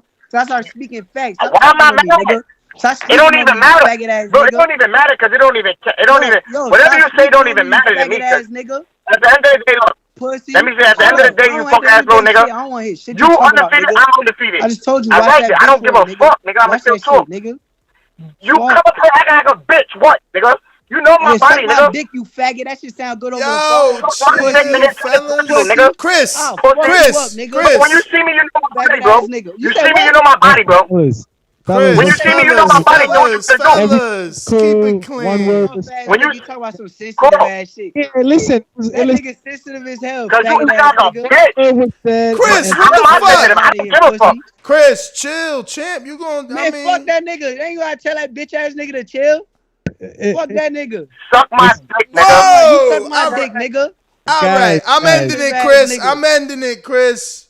Guys, He's a bitch. That nigga's Stop. That nigga's All a right. bitch. Wow. That nigga talking all that shit. He ain't gonna do shit. Fuck he talking about. Bitch ass nigga. Sorry about that, Shakur, Bitch man. ass nigga. He's a bitch. We appreciate your time, dog. Fuck bitch ass hoe ass nigga. We're gonna keep it within the sport chat. You know what I'm saying? Nah, that nigga start talking crazy. I ain't hear it's no a bitch misunderstanding. work. I ain't never disrespect that nigga. That nigga got stopped, bro. Listen. It's a misunderstanding. Bitch ass New York niggas talking about some bitch. What are you talking about? It's the competitive nature and nah, ain't no competitive. Then nigga gonna see me be like, yo, let's talk. I don't want none of that shit, bitch ass nigga. Listen, faggot ass hoe ass nigga. Totally get it, because when certain words are said, things get out of line. But I feel as though the competitive nature between both of you guys is there. This fight. Nah, that nigga's a lame ass nigga. That nigga mad, nigga. Don't speak on me without motherfucking coming to me, nigga. Don't say nothing about me unless you coming to me, nigga. Fuck on with that nigga. Mad ass nigga. Been fucking him up for years. Pussy ass nigga. And he know it. He know it. Tell him go ask his peoples. Bitch ass nigga. Well, go ask his coach, nigga. Go ask Sosa. Sosa cool for go ask Sosa. Pull Sosa into ask Sosa. Sosa probably don't need one to answer, but he know what it is. Shout out, Mr. Crew. Well, yeah, Chris. So I mean, Shakur, we gonna go ahead and let you go. We don't want to keep you upset and just have you cursing. We do appreciate your time. I'm sorry it ended up this way. This is why I asked you, was you sure? I didn't, because I know these things end up like this. Hey, I'm good though. I'm straight. All right, cool, man. Well, thank you for your time, champ. We do appreciate you. Appreciate y'all too. Shakur, because my stuff froze. I just want to say congratulations again. Look, that performance was dominating. You did an excellent job. Your ring IQ, your speed, the way you move around. Excellent. Just wanted to let you know that before you go. Yeah, appreciate it. Thank you. Sorry about that. Chris, man, take it easy. Both of y'all need to talk. And y'all way back, man. I know this. Yeah, man. When certain words are said, you already know where we from, champ. We from we don't take certain things, and I think that was the trip up in that whole conversation because y'all was cruising and everything y'all was saying, and I was enjoying. It was cool. He started talking about some bitch and all types of lame ass shit because he mad. That shit lame.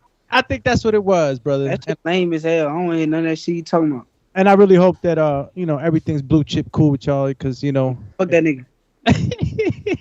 I guess we'll see you next time in the ring, man. Bless both of y'all, and we appreciate you, Champ Shakur. You already know we from Jersey. Stand up, Brick City, stand up. And I am gonna let him get his final words too, Shakur. Because I don't want I want to treat y'all both fairly. I don't want anybody. Man, I don't give a fuck. I ain't about to sit on no phone for none of his final words. Fuck that nigga. No, that's what I'm saying. Once you get off, y'all do I'm gonna whatever put y'all him do. on. I don't care about shit y'all talking about. All right. Appreciate y'all for the interview. Everything good. Appreciate you. All right, thank you. Yeah, Chris, man, I want to at least give you, I know you ain't gonna like now. Shakur's a fucking Come on, but don't go do that. Cause I don't like that, bro. Yo, bro. But you said I don't that like already. that fake shit, bro. But you said that I don't already. like when niggas do that fake shit, bro. Like, if you want to be, if we mans, bro. But don't try to come in here and lock front, bro. Like, if you that nigga or you doing something, bro. Like, nigga never fuck me up. The first time we ever sparred, that video that he put out, and then I put out my video, I told him straight up, if that was a fight, he would have definitely won. He threw way more punches, nigga. I don't front, nigga. I'm not gonna, you know how much niggas done, threw way more punches in this fight and the sparring than me? That's sparring. That don't mean nothing. I got up on him many times. We got up on each other. That shit is about nothing, bro. Niggas come up here and start talking all that tough shit. He's not even like that, bro. So all that shit he's talking, he's not even like that. And the nigga, your man that's on the live, talking about I feel him. I'm telling him the truth, nigga. When you start acting like a bitch, you acting like a bitch. The fuck? Yeah, but you know words hit hard, Chair. The way certain words you use, they gonna hit different. I don't give a fuck. Let me ask you a question though. But y'all friends. When do I ever get mad when a nigga say? When do I ever get mad when a nigga say they got off on me? If you feel you got off, you got off. It's cool with me. I don't give a fuck. I'm undefeated at the end of the day. You feel me?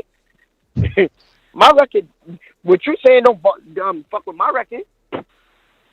Word. I'm good. I don't give a damn. That shit don't bother me. I'm making bread. I'm slow. I'm chilling. That don't bother me, not even a little bit. Do we got a date for the Gutierrez fight? Nah. We working on it right now. You out here in Florida? Stick to what I'm saying. I don't know where I'm yet. No, I said, are you in Florida? Are you in Florida? No, I'm in New York right now. Oh. But Ness, you know my body, bro. I feel like that nigga Jamel Herring was a fool that night. He was supposed to get stopped early. And I'm going to stick to what I was saying. But let me ask you, do you understand what he's saying? Do you understand that he's interpreting it as... I understand what he's saying, but it don't go with what I'm saying. I feel like he could have stopped him earlier because he have the skills to stop him. It ain't got nothing to do with power. I know Shakur ain't got power like that. But I'm saying the skill level. No. But what I'm saying is you understand that he's interpreting it as you think you can do it better. I know I could have stopped him. If I was anybody that I go in there against and they fighting me the way Jamel Herring came out, scared as fuck, I'm gonna get on him and try to stop him. No, but what I'm trying to say is that's the reason he's getting agitated is because you're saying you could have done it better. That's just some friendly competition shit that I was saying. He's taking it personal like a little bitch. So that's on him. I don't give a fuck. Niggas know me. I don't look for friends in this game. Nothing. I don't look for no friends. I don't care about none of these niggas at all. So at the end of the day, none of these niggas ain't paying my bills. Niggas ain't paying. They not putting bread in my pocket. Nothing. So I don't care. I don't look for friends or nothing. Well, I was just being honest. Nobody can take criticism. That wasn't even bad criticism. That was just saying I thought he could have stopped him early. I agree. I think he interpreted it differently, but I get him because he told us he was competitive. He doubled down on it. He like, I'm competitive, man. He trying to say he could have done it better than me or he got a better boxing brain than me. Bro, of course I'm better than him, bro. What do I gonna come up here and say he's better than me? Are you dumb? I never even speak. When do I ever talk like that? Niggas know my body. So I don't even know why he acting like that. Like he don't know my body. He know my resume. He know why I fought. Same type of competition that he... Switching subjects, you see your man Otero got the win? Enemy territory? Yeah, but he struggled. He struggled. He's a fucking bum, too. What? Yo, bruh. He ain't fought in like 12 months. He went into enemy territory, beat the undefeated fighter. No, but I'm saying, congratulations to him, but he struggled. I seen unanimous decision. Somebody said something about some unanimous decision. I mean, somebody said some shit about like some what's that decision called? Split decision type. I don't even know what that is, bro, because I never even had that. So. Well, Chris, man, I just wanted to make sure I gave you your final thoughts. I didn't want you to think I was unfair. Nah, but look, real shit though. Yeah. I know your body, bro. Come on, bro. But real shit. Shout out to y'all, though, boxing voice. And I ain't no haters. No hate in my blood. Shakur did his thing. But I just think he started acting like a little girl during the interview. I'm gonna stop using the bitch word. Shit, but he started acting like a little girl. Should have said that while he was on. He would have. Everything would have been cool. Fuck him. He know what's up. Fuck him. But he started acting like a little girl. So that's on him now. I mean, it is what it is. Shout out to y'all, man. Appreciate y'all for always getting up here, stirring some shit up. Appreciate I you, love champ. This shit. Appreciate you for being with the shits. You know what I'm saying? Yeah. Always. Niggas know my body, boy. He know when he see me what's up, man. I ain't saying I'm a fighter. I'm not looking for no street fight. That's not my body. I don't even. Why would I do that if we get paid to fight? Niggas know if anybody step to me anyway, niggas know what I'm about. Well, Chris, man, we appreciate you. Give out that social media. Yo, follow me on Instagram, man. Official Primetime 718. Follow me on. That's it. The only thing I use, really. You the man, champ. Appreciate you. There you have it, ladies and gentlemen. Chris Colbert and Shakur Stevenson. What do we got left here on today's topics? We ain't make no picks. We got to start with that because we definitely got to open up these phone lines and get to the people. Chris, you still there? What you think about Zepeda? Is he gonna get that win over Josue, your man? Oh, he jumped. Oh, fuck. Cause Josue from Brooklyn, man. Shit. He'd have kept it real. Like, man, Josue soft. Fuck. Shit, man. Wow. I'm about to do a poll for this one because this money right here, man, is worth it. TBB was spicy. It was. Listen, and they didn't kick me off. Listen, Xfinity gonna get in trouble tomorrow. Just know. Getting the call. I thought you got out. They getting the call. Had me freezing when Shakur. Come on, man. Come on, my Wi-Fi. Jesus, of all the time. I thought you dropped off like you had something to do. No. We've been having power trouble in our area, and then Xfinity. My goodness, of all the times, man. Woo. But it's still good. So there's a lot of fights. Yeah. There's a lot of fights here, and I don't even know. Wow. Zepeda versus Josue Vargas.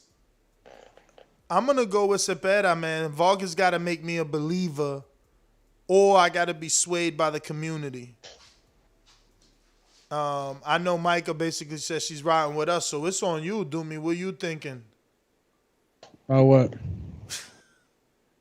Doomy. I was totally... Sorry. I thought you were driving the boat. I'm actually taking care of something else that just came in. Doomy, constantly working. I was asking your pick for Zepeda versus Vargas. Yeah, no, I told you earlier that you made great points, and I'm just gonna have to go with what's been shown, and Zepeda's been showing a lot, and I think that even though I'm going with Zepeda, I think that Josue's still gonna give him a great fight, and it's gonna be a matter of wills, man. If Josue puts everything together the right way, he could possibly walk off with the win, but I'm definitely going with Zepeda. I think that Zepeda shows a good gas tank too. So I'll go for Zepeda, and who knows, man? Zepeda might be looking for a stoppage. Nobody really likes when they're yanking the belts off of you like that. Yeah, no, and that's what I'm saying. He punches with the power to probably get it, but we'll see, man. I think Vargas is gonna pull it off. Really, Steve? Wow, still rolling with Vargas? Really, Finkley? And listen, what am I missing here? Are we doing final picks tomorrow? Because I still got some studying to do. You know what I'm saying? No. Today's Thursday, bro. You can't push back the preview and prediction day. Today, you supposed to have been studying and had it for the day. Caraballo is another one that people are talking about. Not Caraballo. You sure it's not Caraballo in English? What does that even mean? You don't translate last names. What? That's what they do on ESPN all the time. They don't fucking say Caraballo or whatever the fuck you just said. Only Asuna would have said that shit. Ward was saying Caraballo. Yeah, the fuck out of here. But anyway, yeah. I'm going Caraballo. Jonathan Guzman. Is this my man, the Dominican? Is he back? Get the fuck out of here. Oh, man. Oh, it is, yo. He's going to DR. Shout out. Yo, it's former IBF champ, man. Don't disrespect the champ. That's crazy. There's a top rank card. They signed him. Shout out to you, champ. I'm going with the champ. 8-round featherweight fight. Pablo Valdez, never heard of him, so I can't pick. Jahi Tucker, he's the future, so I'm gonna go ahead and pick the A side. I never heard of this guy, Kasir. I'm going to keep it moving. Never heard of Mathew. Keeping that moving. Who are these guys, bro? Jesus Christ. Up and comers, man. What in the world, bro? There's a lot of fucking fights that I never heard of, bro. Pablo Valdez. Then Mathew Gonzalez. Oh, look at Dakota, though. I know the B-side. I know that B-side. Dakota gave a good fight. I bet you if I Google him, I know who was the good fight. He gave a good fight to somebody. I got to look him up, man. But that's a waste of time. So what about Cameron, Chantelle Cameron versus McGee? Tell me that you got something on that one, Micah. No? Micah? Hello? Hold on, I'm saying hello. Oh my goodness, my phone. I mean the laptop. Who you say again this? Oh, McGee? No. This is hold on. Is this coming on Friday or Saturday? Because I did not see this when I was doing research. What? You ain't see this? You supposed hold to on, this is not the undercard for Zepeda. What you call it? Zepeda. Jamal James and then with Boots? No. This the top rank. Yes. This the Zepeda undercard. No. Mm-mm. Or excuse me. The Chantelle Cameron and Mary McGee, that's the DAZN card. That's the DAZN. Oh, I definitely didn't see that one. Mm-hmm. The yeah, you gotta. I'm gonna screenshot this now so that way I could be a little bit more tapped into this. I mean, Mary McGee's a big underdog, but she's not as much of an underdog. I guess I'm gonna be tuned in. I might even do a live fight chat depending on the time for that. McGee and Cameron, they're unifying. You know, there's a WBC title on the line and an IBF. You know, everybody's picking Cameron, but I don't know. I'm leaning and rooting for McGee based off a few Instagram posts, which means that I'm believing her words. But she's also undefeated for 8 straight fights, and she's a champion. It's not like, it's okay. I'm gonna check that. It's like giving Jamel Herring a shot, right? It's like, oh, well, he lost, but he became a champion. He turned it around. He had 7 straight wins. So, Other than that, I'm going Craig Richards on the undercard. Yusuf Kamori. That's Yusuf Kamori. You guys should check him out. That is Xavier Miller's fighter, Yusuf Kamori. Alan Babick. You should check that out. Heavyweight fight. That's Dillian White's heavyweight. He's taking on Eric Molina. And Eric Molina is obviously a former Wilder and AJ opponent, I think. I mean, and Molina's been around the block. Everybody's fought Molina. Then Jordan Thompson, never heard of him. Thomas Cardi, never heard of him. Johnny Fisher, heavyweight. That's Sam Jones. He's on the undercard. He's on the undercard. You want to check that heavyweight fight out with Johnny Fisher. Ellie, I don't know Scottney, but I do know John Hedges. You want to check that out? Maybe. I don't know if you got that type of time on your hands. Then, on Showtime and PBC, you got Jamal James taking on Batayev for Jamal James's WBA regular. This is part of the WBA and their consolidation of belts. This is their little tournament. So, on the undercard is Jaron Boots Ennis versus Thomas Delorme. I'm going to pick Ennis. Michelle Rivera, the Dominican, Muhammad Ali. And by Muhammad Ali, I mean they trying to say he resembles him. I'm picking him. What you think about the Alan Babick fight and Eric Molina? I know you kind of breezed by it, but... I'm picking Babick. Picking Babick? Hell, picking Molina on this one. I got to go. Dumi shows that he just is an underdog guy. This is not even... You said something very interesting this morning on this with Thomas Delorme. And let me tell you, TBV, I have to let you guys know that Ennis, the queen does a little bit of everything. So, with me sometimes I have to refresh myself. I do I'm basketball crazy. I do a little bit of football. I do everything. Mm-hmm. So sometimes with the undercards, I'd be like, ooh, and that was a lot. But anyway, you said something very interesting this morning when you talked about Thomas Delorme. I wanted to know that again to make sure I got it right. So you're saying that because when I looked at Thomas Delorme box rec, it says he's Puerto Rican. What you said this morning, something had happened. His parents are Dominican. I thought that was very interesting. Both his parents Dominican, and his ass was born in St. Martin. Really? I thought that was very Call interesting. Call his ass Capadonna. I got interviews where I went down with him. Like, yo, bro, like, you Dominican. Okay. Like, what the fuck, man? Okay, bro. He got his birth certificate from PR. How you get a birth certificate from PR? You born in St. Martin? Ya tú sabes, pai. Hay que hacer lo que hay he que just hacer. raised in PR, bro. He was only raised in PR. Who that? I mean, Essex. It's the king. Yes, sir. Yes, sir. Yo, you missed the verbal sparring these guys was having, man. Shit got cray over here.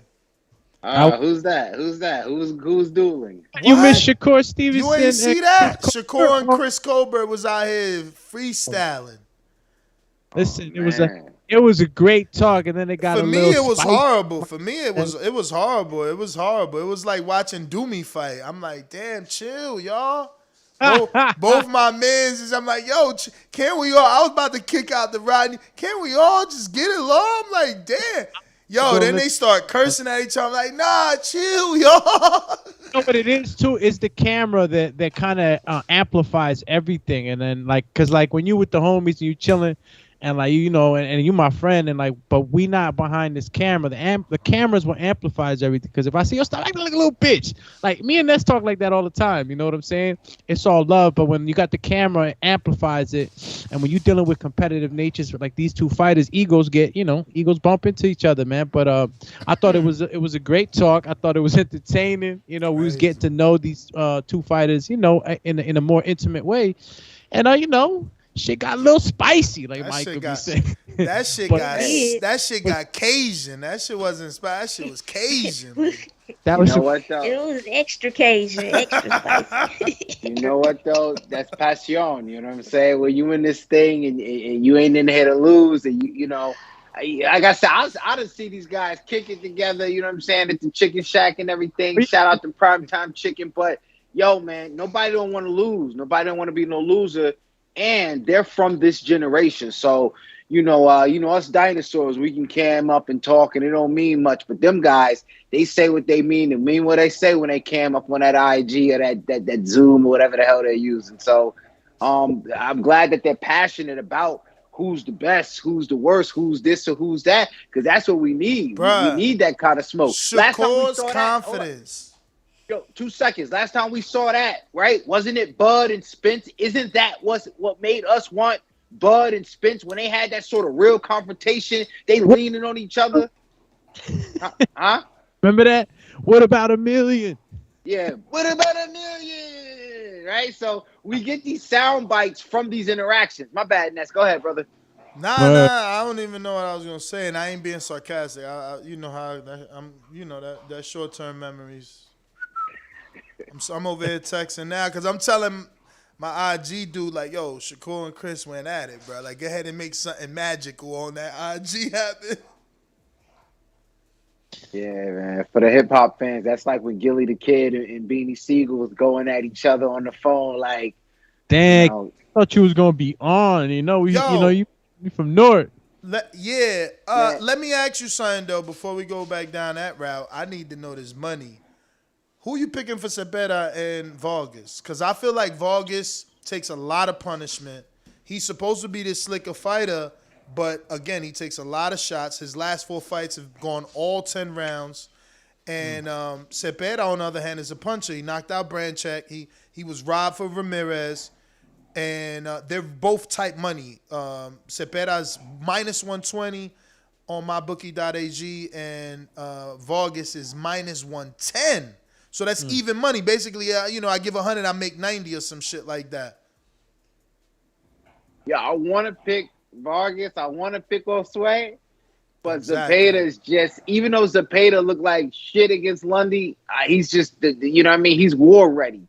And I don't know, Zepeda was in light touches and he lost his tooth in a bubble. You know what I mean? Shout out to Medicaid, but you know what I'm saying? I think Zepeda is just war ready and all that come forward pressure. Did you watch the press conference face off? Yeah, he pulled the baby Shakur. He was like the North Shakur. I don't know if that was a baby Shakur, bro. He was a little bit more aggressive, bro. Hell yeah, and offensive. Absolutely. Yeah. I felt his shit was disrespectful. He threw his arm on the belt. My man still had the belt on. I'd have smacked him. I'm gonna be real. Like that's like hooking the girl arm. Like you just hook the girl arm and like bruh, that shit was crazy, man. That's crazy. You to sleep. That's what I'm saying. Like, you know, like it's boxing, they getting paid, so I don't really know how to react. Like, I only seen shit like that happen on the street. Obviously, they ain't grabbing nobody's belt, but it's like, I don't know. I feel like that was a little bit extra, and he might pay for that. Yeah, plus we know Josue can get drawn out of his composure. You know what I'm saying? I into like a like slug that. fight. And into a slug fight. That's what I'm saying. Yeah. I don't think Josue winning this fight, man. I mean, I love his trainer, and I hope they could do it, but I don't know. What you think? What you think about Michelle Rivera versus Jose Matias? Jose Matias. That's not my man Subrail. That ain't Subrail. That ain't Subrail. Yeah, and that's who I want. So no, first of all, this is the fake Ali cat, right? The fake Ali cat with the little baby that he got to play. That's what they calling him in these streets. That's what fake Ali is what they calling him in these streets. Come on, man. Yeah, we talking about. He do look like that. I ain't gonna lie. I was like, when I'm looking at him, I'm like, who is this? He got that fake, throwback. I'm like, man. I'm sorry. I'm like, what's going on? Okay. What? He look like Will Smith when Will Smith played Ali. Yeah. Yeah, he do. Exactly. He got the Will Smith flat top. The Fresh Prince. But young Will Smith when he first went down to Beverly Hills. But listen, the dude he's fighting is that Argentine that went 12 with. He ain't no slouch, bro. No, he ain't no slouch. Y'all ain't paying attention, man. I'm playing out here. We trying to make money every week. I thought it was a fluke with only Fury-Whyte. Listen, he went 12 with Isaac Cruz. That's why I was trying to ask Brandon earlier, and he ain't fucking even pay attention to me. Because he watches Isaac Cruz a lot. He always talking about Isaac Cruz. But this Argentine dude who was undefeated until he met Isaac Cruz went 12. Now, he only got 8 knockouts. Do you know him or no? No, if I look at his name, tell me what's his name? Jose Matias Romero. Romero. No, I never heard of him. He's one of these, rough and tough Argentinian fighters, man. Argentina makes him. He's lost once, and it wasn't by a knockout, and it was by Isaac Cruz. I'm just trying to figure out, because I thought Isaac Cruz was a puncher. I'm trying to figure out, can Michelle Rivera get the knockout? I don't think so. I know he's not the favorite to get the knockout. He's not. Long line of tough ass Argentinians. We just saw, you know what I'm saying? Conceres. Yeah, man. Like we don't want to count the. And then before then, we had the Matisses and the Maidanas, and you know what I'm saying? Like, nah. What about your boy Craig Richards? I know you be watching UK fighters. You on the Richards? Yeah, the Sniper. Yeah, ain't his name the Sniper? What's his name? El Sniper. No. Yeah, is it the Craig Richards? Yeah, it is a Sniper. Yeah, it's not Too Sharp. Too Sharp is Well, whatever. Have you heard of his opponent? Haven't heard of his opponent. That's why I'm going with Richards. Fucking sucks, bro. See, I don't want to put him in no parlay if this guy is gonna be like, But Richards is he lost twice already. I'm done with this guy. He lost to Bivol and Buglioni. Oh, you out here wilding. How you out here? You ain't putting none on McGee Cameron? That's a good one. Yeah, but the thing is, McGee is the who I want to bet for, and Cameron is the favorite. It's not even McGee. Is she gonna do it? Yes. Yes. It's not hype. She gonna do it. Yeah, but how you ain't just biased, man? Because she posted the little nappy pic. Listen, man, just because I'm Afrocentric does not mean my bias has been, triggered in this one. I'm looking at, listen, Jamie Mitchell just did it last week. I'm on to these hardcore stateside women's fighters that's been around Honestly, for a little bro, while. let me tell you something. Go ahead. Honestly, if you really feel that way, this isn't me doing a cheap plug, even though it is a cheap plug. She's a plus 1,000. Like, you don't got to bet anything else. If you really feel she's going to win, like, $100 makes you $1,100. You know, like, that's crazy. My daughter have a hell of a birthday, man. Shout out to her birthday tomorrow. She'll be the big 5, the big Cinco. Happy birthday to your daughter. I'm going to go ahead and pick happy Rivera birthday. by decision. Appreciate that. I bet you he get this dude out of here by knockout, show us he the goods and shit. Where Brandon when you need him, bro? Who picking Michelle Rivera by knockout? I'm sorry, not to interrupt. It's a lot going on. I'm going to head out, but I want to ask a quick question real quick. Y'all doing flagship next week for Canelo, or you going to the fight? I had to ask that. Oh, no, I'll be here. I got Daniel Alvarez over there. He's actually covering. He sent us some footage yesterday from the workout. And, okay. Yeah, Yeah. So, I'll definitely be, back because it's going to get spicy next week, too. So, all right. But, all right. Shout out to TBV. Shout out to you, if Michael. you want. Thank you. If you want to support me, go to Afternoon Sports Slay, hit that subscribe button. I'm at that halfway point. Listen, I learned that from Ness. He was talking about he needed like 200 subs to get to that 130. So you got to help the queen out. I'm almost about to be at 600. So let's get it to. No way. Come on. You was at like 5 certain. Nah, they playing. Y'all better get. She needs 1,000. Without 1,000, she can't even make money yet. So, like, even if you don't like her content, we need 500 people to go subscribe just so that she can eat. Like, you ain't got to watch it, but now she can at least eat, and then someone else can contribute because she can't even get super chats yet.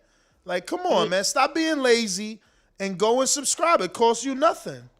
Right, and I'm gonna start doing. I know I've been telling everybody, just wait on. I'm gonna start doing live streams. I got a lot of little nice things in store, or whatever. Even if you disagree with me, as long as you keep it respectful. Listen, just add me. It's okay. But I'm not gonna lie. It's okay. I'm looking for loyal supporters. If you fickle, whether it's 1 or 2, even on my Instagram, I will unfollow you. If you follow me and you unfollow, I'm not worried about that no more. We looking for really people that understand my vision. I work with the youth.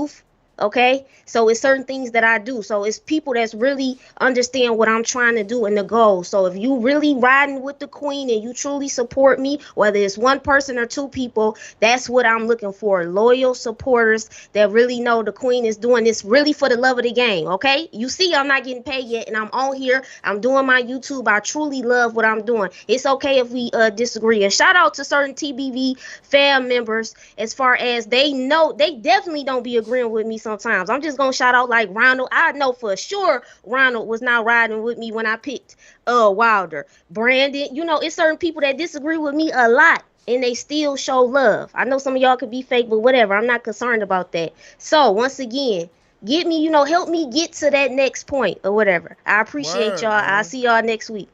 To this day. Take it easy, Queen Micah K. So, honestly, I'm going to go to these callers, but, like, I need y'all to be really, like, on point with your picks because, your picks are important. See, my G-Man, when we thinking with our wallet and betting at mybookie.ag using the code BETTBV, we got to weed out the bias. And you being Dominican, I can't really take your advice. I really can't. He's saying Michelle by knockout. Oh, Lord. Exactly. And that's how I feel automatically. And I feel bad that automatically I'm putting him in a box that just because he's Dominican, he's being biased. I feel that's unfair. Your man's never got knocked out. He lost once on a decision against Isaac Cruz. Isaac Cruz, he was even hitting low, in this fight. So he lost the point for this one. So I got to go back to see how tough this fight was. Matias is going to definitely bring the fight. It's a 10-rounder. These guys are usually good with gas. I'm going with the decision for Michelle Rivera. Last fight he had, though, was in March. So he hasn't been super active. But, yeah, I'll go ahead and say a decision with with Michelle Rivera being the victorious one. I'm about to open up the phone lines, but before I do, I just want to talk about that one other topic we didn't touch on. David Benavidez' opponent, former IBF champion, Uztategi, Jose Uztategi, former Caleb Plant victim, test positive for a performance-enhancing drug. And that fight is off. PBC is seeking an opponent. Just wanted to say that that sucks for Benavidez, who's been training and wasted money on training camp and sparring partners. Just like fuck. Looking dangerous too on that bag, bro. Speed, power, velocity. Too bad. But let's go ahead and get these phone calls. Let's make sure that you guys give us your picks, and let's make some money. Hey, shouldn't it be a Durrell? These calls are brought to you by Big Rigs Trucking Agency, experts for all your insurance and trucking needs. For quotes and consultations, visit us at brtagency.com or contact us at 908-943-6918. You said what, bruv? For Uzcategui, shouldn't it be one of the Durrell brothers available? Ain't one of the Durrells always hanging out in shape at 168? Always ready to jump in. Well, it ain't gonna be for Uztategi, with Benavidez. This Uztategi tested positive. Okay, and you know what? In my mind, those guys were linked because of my man Leon. Leon lost in the third with that beautiful left hook. So that's all I remember. But I'm saying, shouldn't one of the Durrells be a good replacement and get in there with Benavidez? Do we want that though? I mean, they ain't fight one of them already. Yeah, he fought one of them already. Anthony. Yeah. But the second one, I mean, let him fight Morrell, but Morrell probably ain't ready. I don't know who they gonna find. Mama's boy.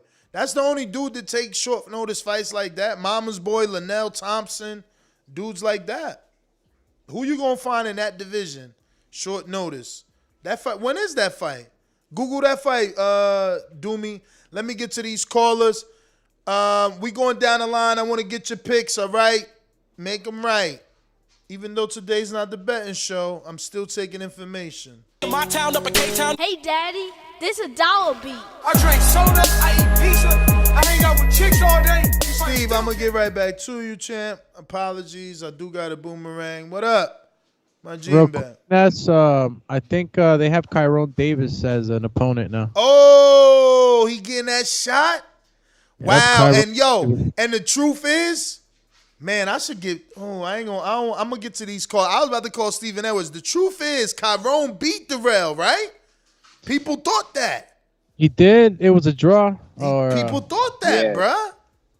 That's a good ass fight. I mean, that ain't a good ass fight. I don't think he on that level. We gonna see. He gonna show us. Damn, Kyron. Oh shit. Oh, he in there with David Benavidez. All right. My Gene Bay. Hello, car. Yeah, what up? I'm only gonna give you two because this is probably what I'm gonna end up doing. I got Zepeda by stoppage, and it might be my bias showing through, but I gotta go Muncher with the KO. So wait a minute. I'm not even saying like real bias. So wait a minute. Why do you think Zepeda's getting the stoppage over Vargas, though? Vargas has shown he can be touched, but he's never shown he been hurt. He, his face, the way it breaks up. Yeah. I mean, my man looked horrible the last fight, and this amount of pressure, he's never seen this type of work. I got no KO, just a straight stoppage. They're gonna stop the fight. Wow. That's what I think. Yeah. And then obviously Michel with the KO. That's a better. He's got the stoppage. Better for the stoppage. He has that same type of skin texture that Rosado had back in the day. Or Linares. Linares, right. Yeah. Paper mache. So what other fights you got looking forward to this week? So you're saying Zepeda with Michelle Rivera parlay. You're doing double KO parlay. Yeah, double. Yeah. That's all I got. I mean, that's the only thing that I've really been looking at. Yeah. Besides that, I haven't really touched on anything else. What do you think about the Jamal James fight? That's a tight ass fight, bro. Which fight? The Jamal James fight versus how do you even? Let me see what Jeffrey says, bruv. Damn. We counted on Jeff. Raj has better have. Raj has better have.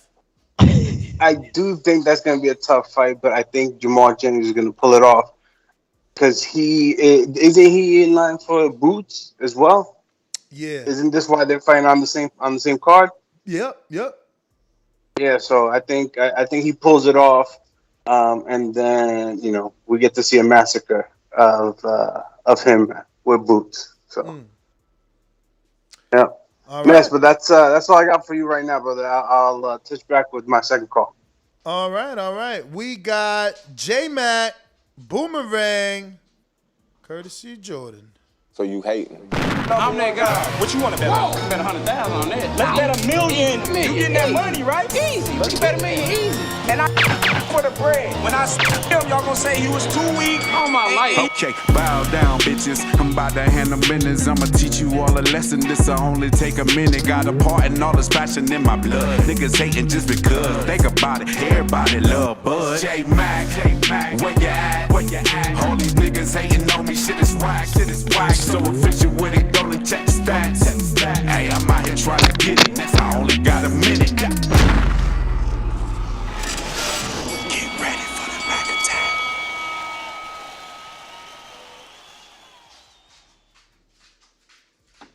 Oh. Yes. Cheers. Hey, can you hear me? Yep, perfect. Shout out to Jordan.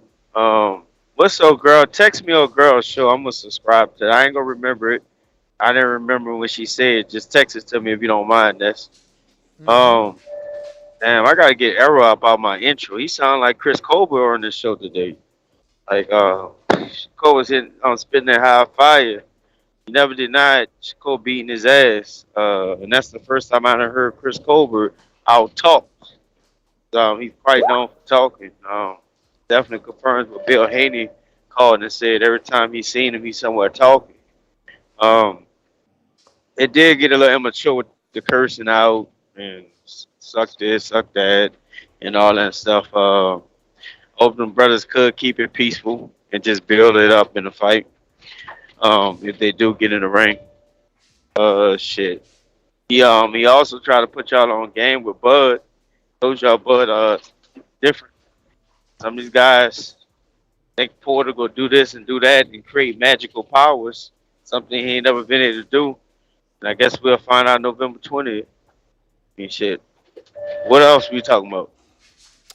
Canelo outing Ryan, saying that what'd he say, Doomy?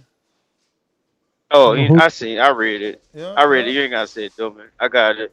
Nah, I think that was some real shit. Ryan was in the back, losing all his voice, screaming for Canelo at the press conference. I think Canelo told him stop being a groupie and, get like me in the ring and what have you, instead of just wanting to tag along and be around the hype. Ryan should definitely reconsider and put a focus on his career because he's a young talent. Even though I got him losing to all the top guys at 135 and now Shakur, and even Chris Colbert. I think Chris Colbert piece up Ryan. Nah, but Ryan needs to focus on his career and what he gonna do in and out that boxing ring instead of showing up. Who you got in these fights though? You ain't watching the Zepeda fight? Have you ever watched Jose Zepeda? I'll be honest, I don't. You never watched him versus Ramirez? Bruh, I didn't got to the point where I watch what the fuck I want to watch. And if it don't interest me, I'm not watching it. So you never seen Josue Vargas either? Nah, I don't have what you call it now. If I watch them fight and they come across me and I catch it on the undercard, I might start checking them out and following them. But I'm only following who I want to follow at this point in time in boxing. So, oh man, you ran out. I get you on the But give me. All right. I was just gonna ask, what about the Jamal James fight? At least you know that one, right? I think Jamal James gonna beat dude. I definitely like him. I think Boots is a little more superior than Jamal James, but I think he can get the job done. Man, that's the tough fight. Is that Jamal? Yo, so my gene bet on my bookie, Zepeda is a plus 300 by knockout, but he's also a plus 210 by decision. And then, will this fight go to distance is minus 250, which tells me Zepeda ain't getting no fucking knockout. That's why the knockout is so high so that you can bet on it. Luckily, the fight is even, so the decision gives you plus money, though, bruh. I think it's decision. I don't know. Let me see. I think I put a poll on that fight, right? Let me see what the people say. Fight? Yeah. I got a poll for that fight, Zepeda. Yeah. Unanimous decision is winning right now, I think. For who, though? For Zepeda. Exactly. And Zepeda by KO, too. Those are the top ones. Okay, but let me see. Zepeda, 32%. Mm-hmm. Damn, 32 and 31%. Fucking hell. Yes, sir. I wish I could believe in Josue, man. I wish I could believe in him. It's not even worth it, though. Not saying he's not. Just today, it's not worth believing in Jose. He's a minus 110.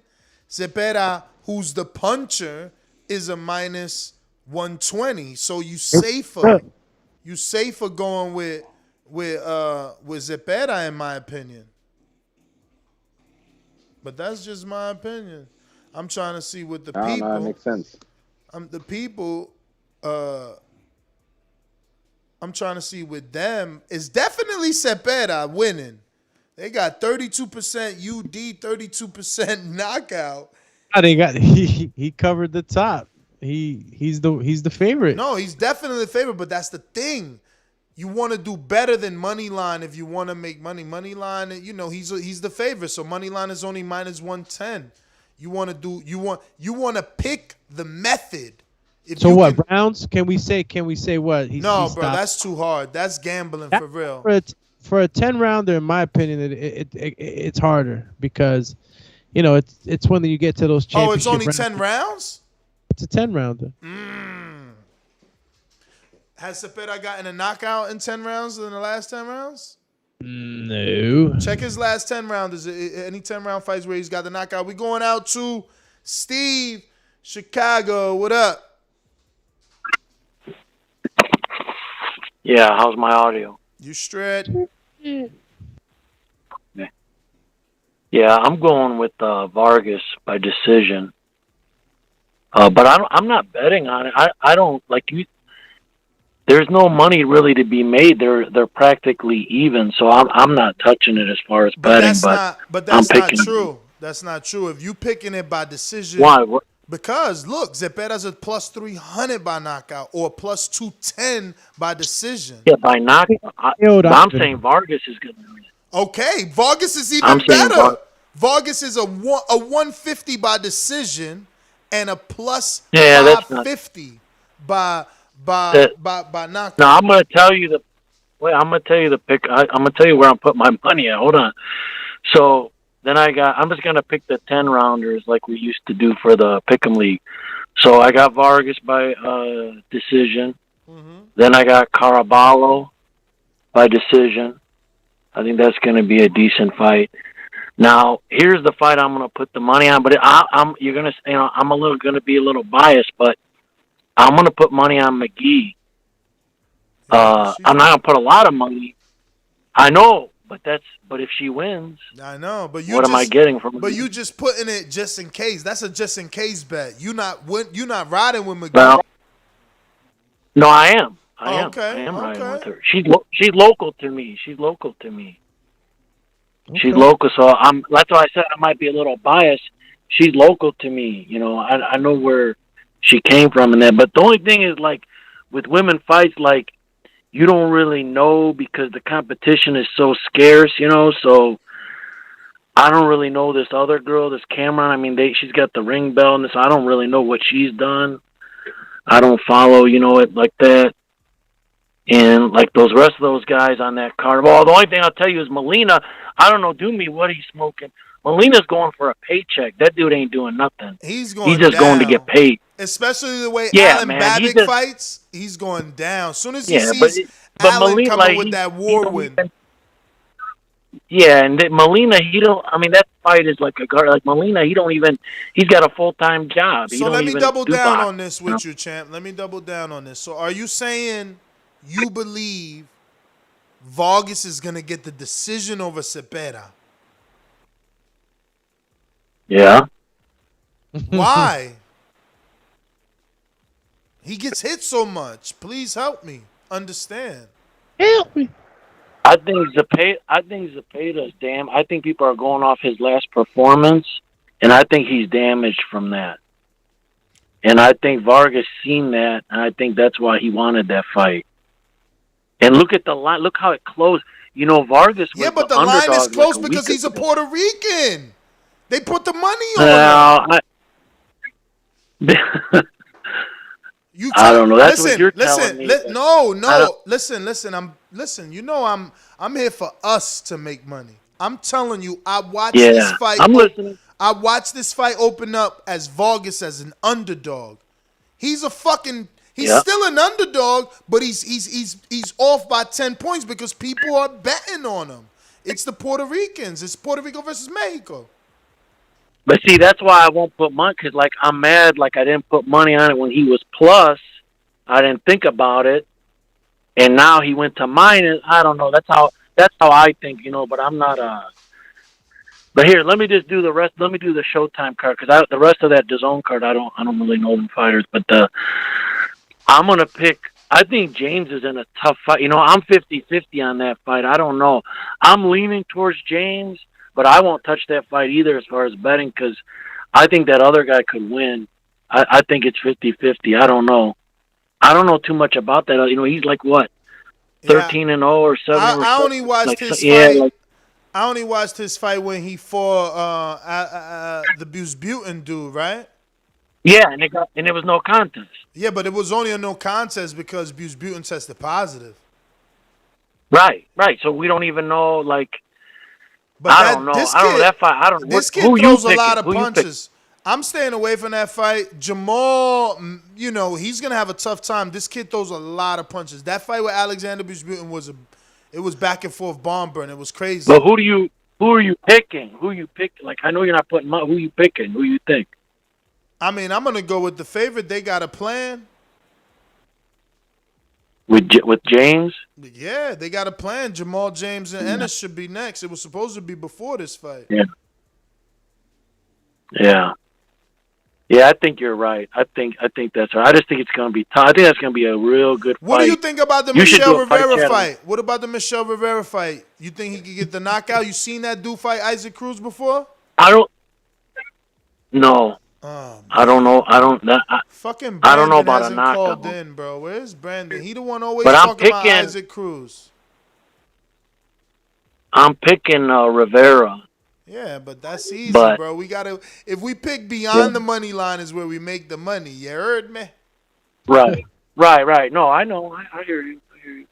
Money line. But I'm hoping to make money off McGee. That's my pick is McGee, and I know that's a wish on a star. She got all odds against her. I know she's going to the. Yep, I know. She got all the odds against her. She's a +1. Well, I might put like $50 on it. If I put $50, that's $5,000. You throwing away? I mean, 500. You throwing away 50? Wow. Yeah, heck yeah, because I'm not betting on them other fights. So why not put 50 on this and see what happens? Wow. I don't give a damn. Well, all right, Steve. Appreciate you, champ. I gotta bird in the hand is worth more than the bush. I gotta learn this next number. Who the fuck? I never know this next number. In el bolso. I think that's how you say book bag. But all I got is one thing to say. What? Get to these super chats, bro. That's what we need to do. I'm replenishing here. I'm replenishing my account right now, man. Replenishing? Yeah, bro. Like, yo, did you go to the gym today and put that work in or what? Border Wars, 13th, December 11th, Plant City, Florida. That's right. Go to eventgroove.com. It is on and, well, I was going to say on and popping, right? It's on and popping right now. Champies. Yeah. 11. Links in the chat. Links in the chat if you need to get your tickets. Links in the chat. We do have, I got to double confirm, but I believe Willie Monroe will be in the building. And also Jaro Calderon, the undefeated IBO welterweight from here in Florida, also should be in the building. He said, yeah. You remember the James I had an issue with, the basketball player? Him and Harold, Yes. cool as hell. You know, the basketball player gave me his number the last time I seen him and shit. And yeah, man, I tried to get him to The guy come. from the video. Yeah, Champ, man. I heard he fights too, right? Yeah, I tried to get him to come, but his season started. Too bad, man. Crazy, It's crazy bro. how life is, right? Hell yeah. Like, I don't know what you mean by crazy how life is, but for me, like you were, at one point it was like you're getting at each other's throats, and then it's like, hey, we and chilling. I ain't even thinking that. I'm just thinking to myself, like, if somebody would have told me, bruh, like back in 9/7 or some shit like that, somebody would have said, like, yo, you about to have a podcast and you gonna have all these phone numbers from all these people in your phone, I would never have believed that shit. I'm just being real. Like, I got all these dudes' numbers, and it's just crazy. It's surreal. But I do want to tell you what? There's a ton of super chats over here. That's what I'm saying. I do want to tell them that the links for Border Wars 13 is now in the comment section. And as far as super chats, I'm picking up where we left off. I believe we only got to a very, very short few, which was Andre Dakota, who said, shout out to Canelo. It take a grown man to tell Ryan we said that. So then Steele was next. He says, salute to Ness for always being on the grind, and salute to the chat who's here day in and day out. Loyalty is a beautiful thing. Hashtag TBV for life. 100 emoji, 2 prayer hands emoji. Shout out to you, Steele. Ronald Finkley with the super chat also says, I'm going Vargas. I was about to read that as Vegas. I'm going Vargas, but how, Ronald? We need to know how. Did somebody jump on with some bad? It was King Amin, I think, that just kind of closed out, but I think he's there still.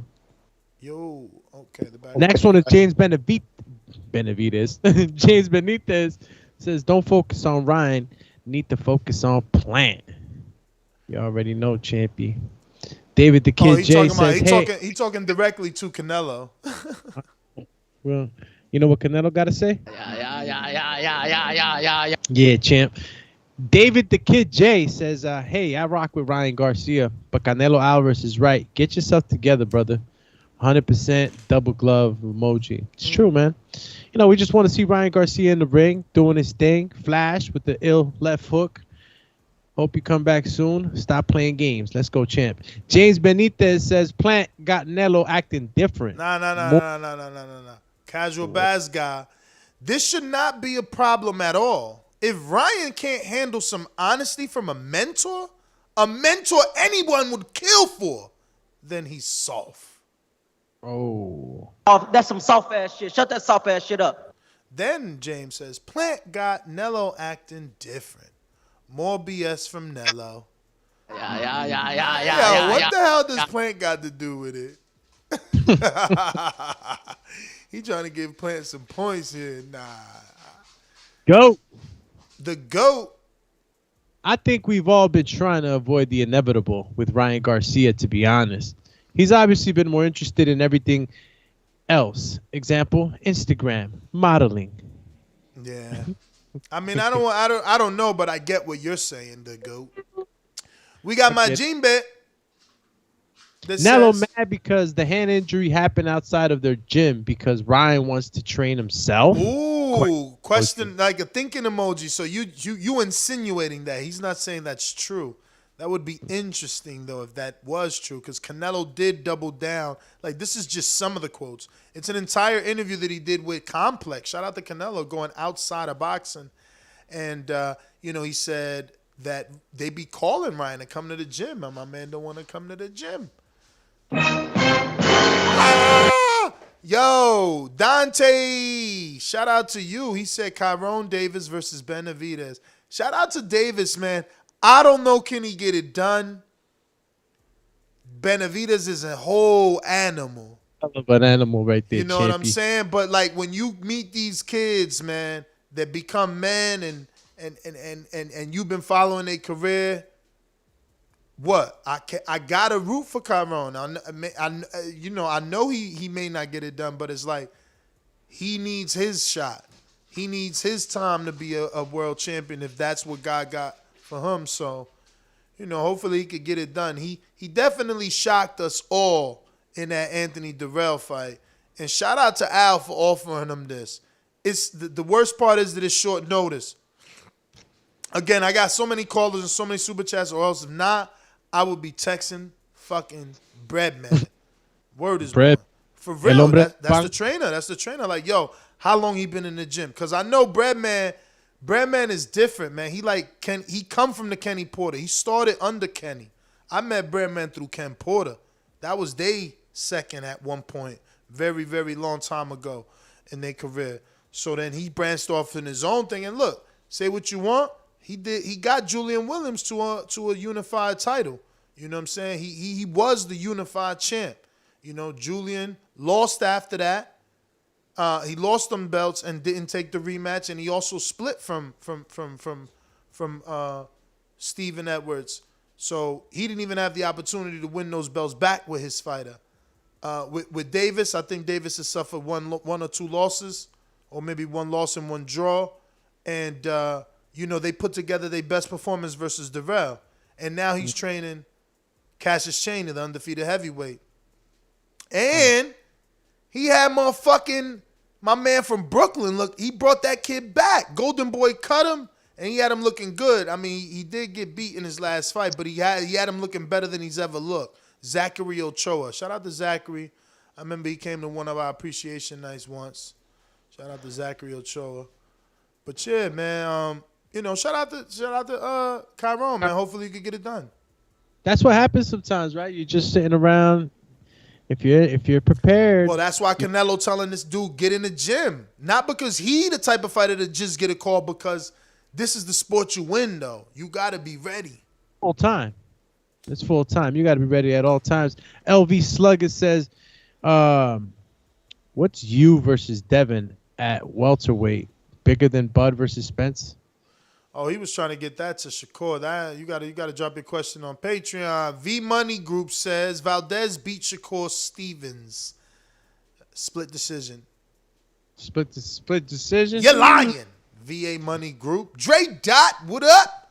He says, Ness, Chris in the DMs per Brandon. Pay attention.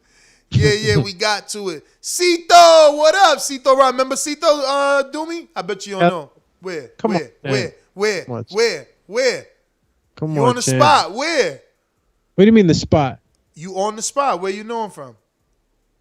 I knew it. You ain't remember. Trenton, man. We went to his barber shop, man. They came to the appreciation night. He switched his name? What you mean? Oh, man. Yo, this what dudes do when they don't remember. This what dudes do when they don't remember. Oh, he switched his name? No, he spelled it different. Wait. Fucking dog. She's such a chicken shit. Her harness got caught on that whole thing. Yo, her harness got caught on the shelf, and she's like running like the cartoons in place because she's stuck to the fucking desk. I heard a bunch of scratches. Yeah, because she's trying to run in place. My girl always bring them in here during the show. She know I hate this shit during the show. They nails make too much noise. Yeah, But Cito Ramos is the barber from Trenton, New Jersey. We went to his barber shop. Whatever, man. Cito says, Shakur, you are the future. Jersey all day. Let's do something for the kids in New Jersey. Glove emoji, glove emoji, glove emoji. Diego! Shout out to Ouch! Son of a bitch. Shout out to Dago in the 619. We met him too. I ain't gonna tell you where because you ain't gonna fucking remember. Salute, Ness, Doomy, Shakur, and Colbert. This is a very entertaining argument. I want to see Shakur versus Colbert more than I want to see Shakur versus Valdez. Laughing out loud emoji. I would love that fight, but it's a horrible fight. I don't want to see the winner. I don't want to know who's the winner. DSV and Company says Vargas KO. Man, you must be Puerto Rican. Get the fuck out of here. What's the knockout ratio? You tripping hardcore, bruv. Toma. Let me see. What's his ratio? Check that for me, bruh. Check that for me. I'm gonna keep Josue Vargas. Just check his percentage on BoxRec. I'm gonna keep these super chatties going. We got Mr. J Duke. That Colbert, you know my body ish is Fugazi. Yo, J Duke, you my age, still talking about Fugazi. Get the fuck out of here. Yo, but everybody is like, yo, that must be some New York shit. Like, yo, you know my body. Yeah. That's some new shit. Yeah, that's some young boy shit, man. I hate it too. You don't know my body. Yo, I mean, he came out of nowhere. I thought you was gone. I mean, he came out of nowhere. That's some young boy shit. Vargas is 45%. 45%, and my man Jay, what was it? DSV and Company. You just showed us your Puerto Rican flag in your super chat, bruv. Nah, I'm joking. I'm joking. I bet you got a tail in the back. You got a tail and shit, like Georgie. I'm joking though, but if he gets the knockout, I'm gonna be so mad that I didn't believe you, bro. Cause God darn it, I swear, I just don't think Vargas can do that. I don't know. Big Super Mix Reynoso seems to be tightening the reins with the recent AJ speculation, and now this with Ryan. It seems like him and Andy are on the chopping block. Whoa. What did Andy do to get on the chopping block? Yeah, see, my man just throwing him in there. But, I mean, Ryan definitely deserves the kind of, this is a wake-up call, man. This is like, what can you say to somebody in the dark that after a while you can't, you know what I'm saying? Like, transparency, man, character, integrity. These are things that if you know something about somebody and you're watching it, it don't matter how close to them are. You're going to pull a coat to it and say, hey, man, I think you slipping. And after a while, I think it's to the point that if Canelo has said this in public, we know for damn sure. Listen, he got into a scrap with Plan about a motherfucker. So you don't think he done said something to Ryan like, hey, get your ass in the gym, man? I'm with intrigue, though. I mean, if Ryan really has depression or suffers from depression, this type of shit could send him over the edge. Because it's Canelo. His inbox got to be flooded right now. Like, you pinche cabrón, he talked about my mom. He said, you motherfucker.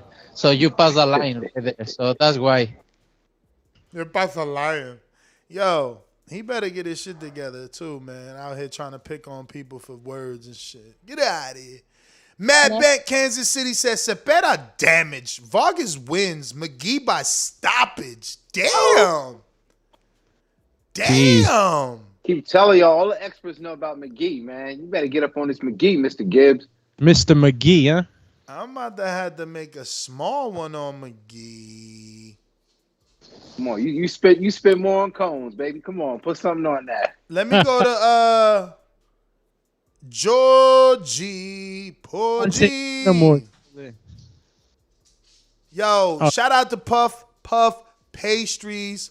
You already know I'm off that oatmeal cookie since like 650.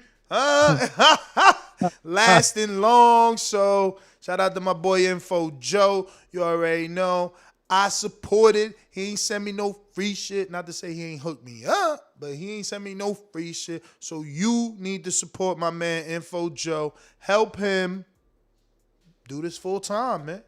You know what I'm saying? Put in your order. Get that rightness. Yo, he got my whole... Yo, I'm honestly, that was probably the best thing I did because my girl don't fuck around. So I had the little box of cookies on the thing, and she came and she was like, took a half a cookie.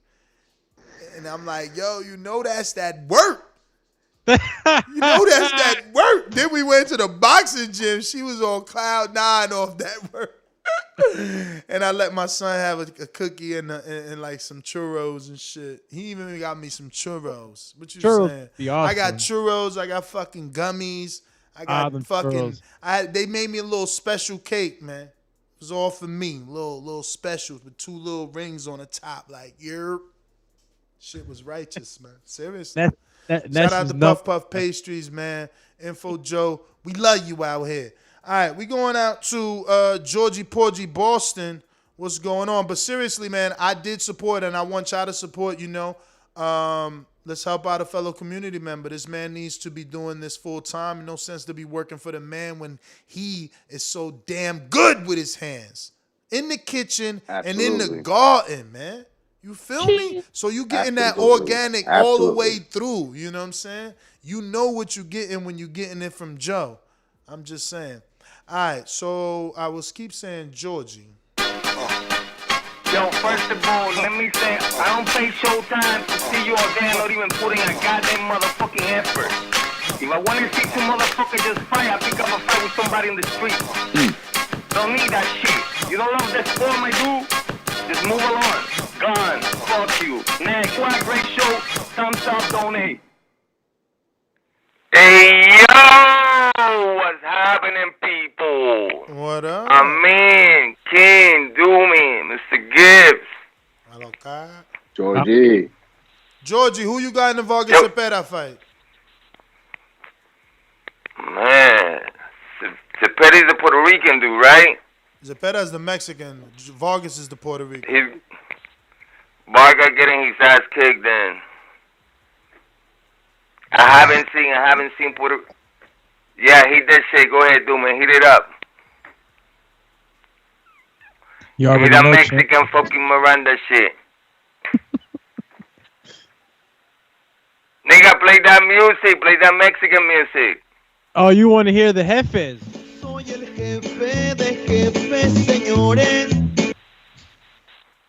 Yes, indeed. Viva Mexico. Yo, Mexico be putting on Puerto Ricans for a minute. You gotta go the way back in the history, though. For real. I don't know how Puerto Rican everything went by, but, in reality, yeah, I'm gonna pick the Mexican on that one. Yo, how the fuck you got fucking, this cat here, Colbert and shit? He was scheduled too? Chico wasn't scheduled, right? Nah, he heard that was a spontaneous. People start hitting him up like, yo, Shakur talking shit about you, Colbert. So, or not shit, but talking about you. But they both jumped today spontaneously? They wasn't scheduled? No, Shakur was scheduled. I just say nothing because you know how showbiz is. We were supposed to have Plant the other day. That ain't happened. So, you know how it is. I hate saying we having somebody and then we don't have it. It's whack.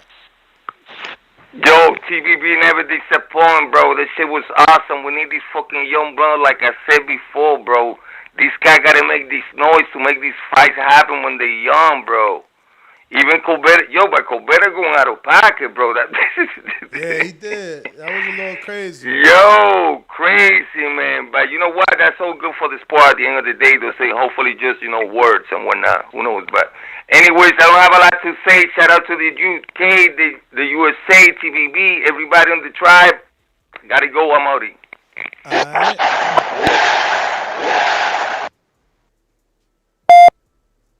Oh, shit. Yeah. Hawk, Maryland, what up? Yo, what up, Ness? What's good? Hawking them down. Ain't too much. King and Doom. Hey, can you hear me? Yeah. Oh, okay.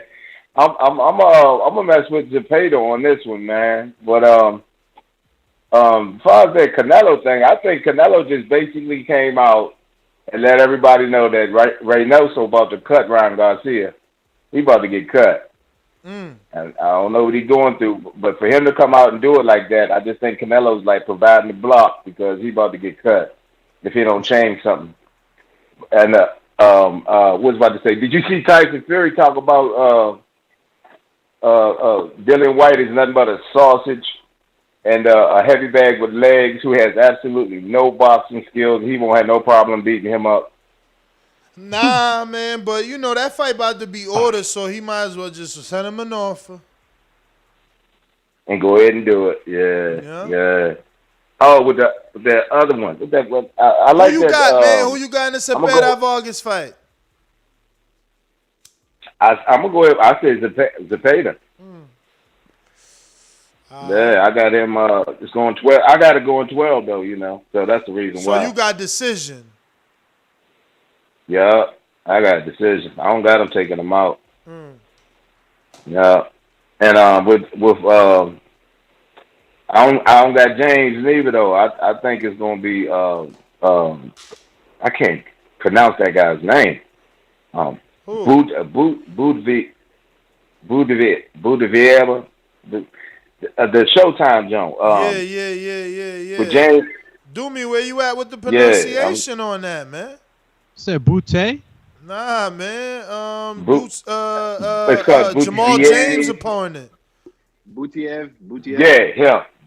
Butiev, yeah. Yeah, I got Boots getting his win in like 7 rounds because everybody think it's just gonna be easy to run through the dude, but the dude know how to move. He know how to prolong a fight. So I say about 7 rounds in Boots to get to him. Hey, but I do gotta ask you a question. That if Anthony Joshua, this is a question. If Anthony Joshua comes back and beats Usyk, do you believe? Because I think so.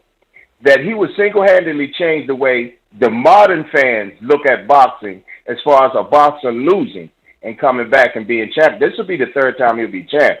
He could change the whole outlook with these fans always thinking that when a boxer loses, their career over. So I think he'll be looked at as really this era's greatest heavyweight if he do come back and win against Usyk. He might have to go out there with Fury. I mean, I hope you're right. I hope you're right because you heard Chris Colbert tonight. Oh, I'm undefeated. So that's what people think about. That's what they look at. So it would be cool. Yeah, you were right. He's already got the problem. It'd be cool if you were right and people would stop putting so much importance on that undefeated. Right, because he got such a big name. So I'm just thinking that Josh would do that, though. It's going to happen regardless because of who he is. If he win them belts, who not going to give him credit? Come on, man. People calling Usyk great they was calling Usyk great before he fought Joshua, and then he beat Joshua. They ain't going to call him not great just because Joshua got his belts back. They still going to think he was a great. He's still going to go down in the history books. Hey, but my point, the only point I'm really trying to make is fight the boxing fans try to throw fighters away after a loss. Yeah. If Josh was able to come back and beat Usyk, with Usyk being put on this pedestal like he is right now, and he beats him, I don't care if it's decision or however he beats him, that's a whole new look for the boxing fans to stop putting down fighters. And then you'll hear fans go after a loss, well, you know what? He lost because of this, or he lost because of that. He just got to come back and do this and do that. And opposed to fighters going, fans, as soon as they getting trashed online and everything, you need to retire, blah, blah, blah. If Joshua come back and do that, he'll really go down as one of the greatest heavyweights ever. But that's my call. Just to add to that point, yeah. Ain't that what Holyfield did a couple times when Holyfield lost? He found a way to jump back and get a WBA title shot. Jump back in and get that heavyweight title. There you go. But he also made the fans appreciate him more. That's why we love him so much. Because after he lost, he came back and he won. Same thing with Lennox Lewis. But the fans today don't see what we saw. So I'm just talking about Joshua can change the outlook on the modern fan to appreciate the boxers for what they can really do. You know what I mean? Instead of trying to throw him away because of the law. There you go. He will be a trendsetter. If he get them belts, believe me, shit gonna change because he's already a very, very popular man. So getting them belts will only make him more popular because it's history. But Hawk, gotta get to some others. Do appreciate you. Stone Bone, you haven't pressed the numero uno. Let me know when you're ready. We going out to you already know. Let's go. Smoke with you. Come on. Info Joe is a beast. Checkbox red. Undefeated punchlines, better place your bet. The #1 call, fought my way up the ranks. Border wars fighter, going hard in the paint. Boxing scene writers call me spectacular. Yo, yo, yo, what's up, my boxing family? What up, Info Info. Joe? Info, you Hey. got my man's in them numb right now. What's up? Hey, man, I got him tight knee right now. Hey, man, thanks for the plug, Ness. Now you say? he numb. Did the community come through or did they come through? He muted himself. Joe, you muted yourself. Yo, I'm back. What did you say, my brother? I said, first, Mitty super chatted right now and said, ask Info Joe, do we deliver to the UK? Which is, Yes, sir. of course, yes. And two is, did the community come through or did the community come through? The community came through like thoroughbreds, man. That's what's up. Love man. all y'all. Shout out. We're gonna Love get you all out. y'all, We're gonna man. get you out that stinking job soon enough, man. You're gonna be in your own magic kitchen somewhere, whipping it up. I'm telling you, my girl was on the phone today talking to her sister all the way in Jersey, like, cause she don't smoke or do edibles, and it was just good. It don't got that taste. It just tastes like what it's supposed to be. Right. But it's also camouflage. You feel me? Right. No, that's what's hard too, to make the mix where you don't taste it. So you feel like you just eating a regular cookie, a regular donut. What I made you was that red velvet, man, with that cream icing on there, Ness. That's what you got. That red velvet cupcake, man. I actually did that as a two-part. I still got the bottom half of the cupcake. I just ate the top half. Yeah. Did you try the popcorn yet? Nah, because I had some of that in Wisconsin. So, I'm attacking all the new shit. I love the That's popcorn. right. I had the popcorn. Yeah, And Adrian loves the popcorn. He was talking about the popcorn this morning.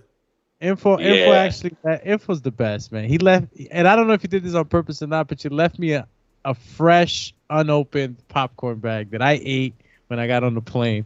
It was the best. I was like, yo, Joe's the man right now. Yeah, man, but I do have it, where it's lower dosage, man, for those that are kind of light, don't like the heavy. I don't make it to where I know a lot of edibles scare a lot of people off. They have bad experiences, but I make it to where you'll be able to function, drive, and still have a cool buzz. You know what I'm saying? That's what I like. I try to specialize in. Champ. You know what I'm saying? I need to know who you going for, man, Zepeda or Vargas, and how, though? How? I got Zepeda by decision. Yes. That's where the money's Zepeda by at too, decision. man. Zepeda by decision in the plus 210. That's not bad. You throw that in with an Allen Babbitt or some shit, and you gonna be living large. Word up. Hey, man, I just wanted to say shout out to the boxing guys for TBV, man. That was a hell of a fire interview. Y'all hit them thumbs up, subscribe. This is still the #1 pound for pound boxing podcast on the planet. Been doing it the longest and still doing it the strongest, no doubt. I like Chris Colbert and Shakur, man. I've been following Colbert since that Golden Gloves documentary, and I've been following Shakur since the Olympics. So I don't got no dog in the race. I like both fighters, but I do want to see the fight, like the last caller said, over Valdez. Hawk, you made some good points, man. Wishful thinking, my brother. I would love to see the modern day boxing fans don't give up on the fighter after his first loss. And I think by AJ coming back and winning, that might sway the opinions of the new boxing fans. But put me down for Jamal James. Put me down for Jaron Ennis. I think Jaron is the truth. I think he got good footwork, beautiful angles, pivots, nice punch selection. Only thing I don't know, can he give it as good as he gives it? I believe he will stop Delorme in 6, but I think we won't learn much from Delorme, though. You know what I'm saying? I think Delorme might be past his peak in his prime, and I think Ennis is going to take him out in 6, though. But I believe that he's going to be a future champ. I would love to see him fight Conor Benn, Custio Clayton, and then probably a Virgil Ortiz, then move up to the big dog Spence, et cetera, the top 5, But he got all He passes all the flags, man. The eye test. I just want to know, can he take it on the chin? If he takes it on the chin, he gonna be a force to reckon with for anybody at 147. What else? Hey man, I checked out Sean Porter interview, and I know you real familiar with the Porters. It's the first time I ever heard Porter say that he's going for a knockout. Specifically, he's trying to go for a knockout. Do you think that he promoting the fight, or do you think he believe he can do that? Shit, That's my question to the panel. I just believe I seen that. I seen his interview with Sean Zattel. Shout out to Sean Zattel. I just believe he believed what most of us been believing. You ain't been in there with nobody like me. We gonna test you, man. We gonna take you to the darkest corners and see. But I like what Shakur said. He said, yo, listen, man. Y'all don't know Bud, man. Bud is a dog himself, and he don't think. Yo, when someone say you got more dog than Porter, I'm like that's Porter's thing, is being a dog. Like, how you trying to say, he like, man, dog, Porter, what'd he say? He said Bud could be more of a dog. I'm like, what? I'm going to have this. I can't wait for that fight. I can't wait for that fight, man. Shout out to the boxing guys. The first year started off slow. There's a favorite. We know who the favorite is, so you know it is what it is. Right. That's all I got, man. Shout out to all the Border Wars fighters, man. I'm looking forward to Florida. Border Wars 13, Plant City. Get your tickets, man. We in there. Border Wars is back. Man, make sure you there, man. Or make sure you tuning in and support the channel and all of the fighters, man. Those fighters, man, are just like me and you, just was listeners and became fighters, man. You got to support that, man. Them dudes is not talking about it no more. They trying to be about it, man. They normal boxing fans turning fighters, and a lot of them got a good skill set, great card. This card is going to have probably one of the best skill sets and probably the last few. This one right here is stacked. Y'all don't want to miss it. Get your tickets, man, especially those out in Florida. Make sure you come out and support.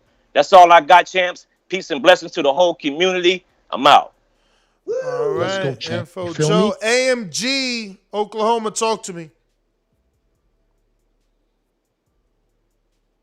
Yo, what's up, Ness? Can you hear me? Yes, sir. What's up, Dimitron? Chill. Yeah, man. That was a really good interview. Shout out to you guys. I would like to see that fight. I do have Shakur. I think Shakur is bigger than B-Hop, right? I'd have to check the stats, but his body composition is definitely a little bigger than B-Hop. They're both super fast, but yeah, I'd like to see that fight for sure. When it comes to Ryan, I do think it's a bad sign, just like Canelo said. And the fact that you guys made a point of that too, when he's like, we always tell him to come to the gym. Seems like that lets me know that it's not something that just started happening, you know? Like the lack of discipline. That's one thing that gym, but they always mention that, right? It's all about discipline, all about discipline. Yeah, they don't tolerate That's what they feel sets them apart. And I think we'll find out real soon. If he stays there for let's say a month or two, then maybe he stops bullshitting. But other than that, I could also see him leaving. So it's either a quick fix going forward or he's out. Well, and then on the fights, he's the only kid. He's the only kid that talked about retirement at 20 something, right? I never heard anyone say something like that.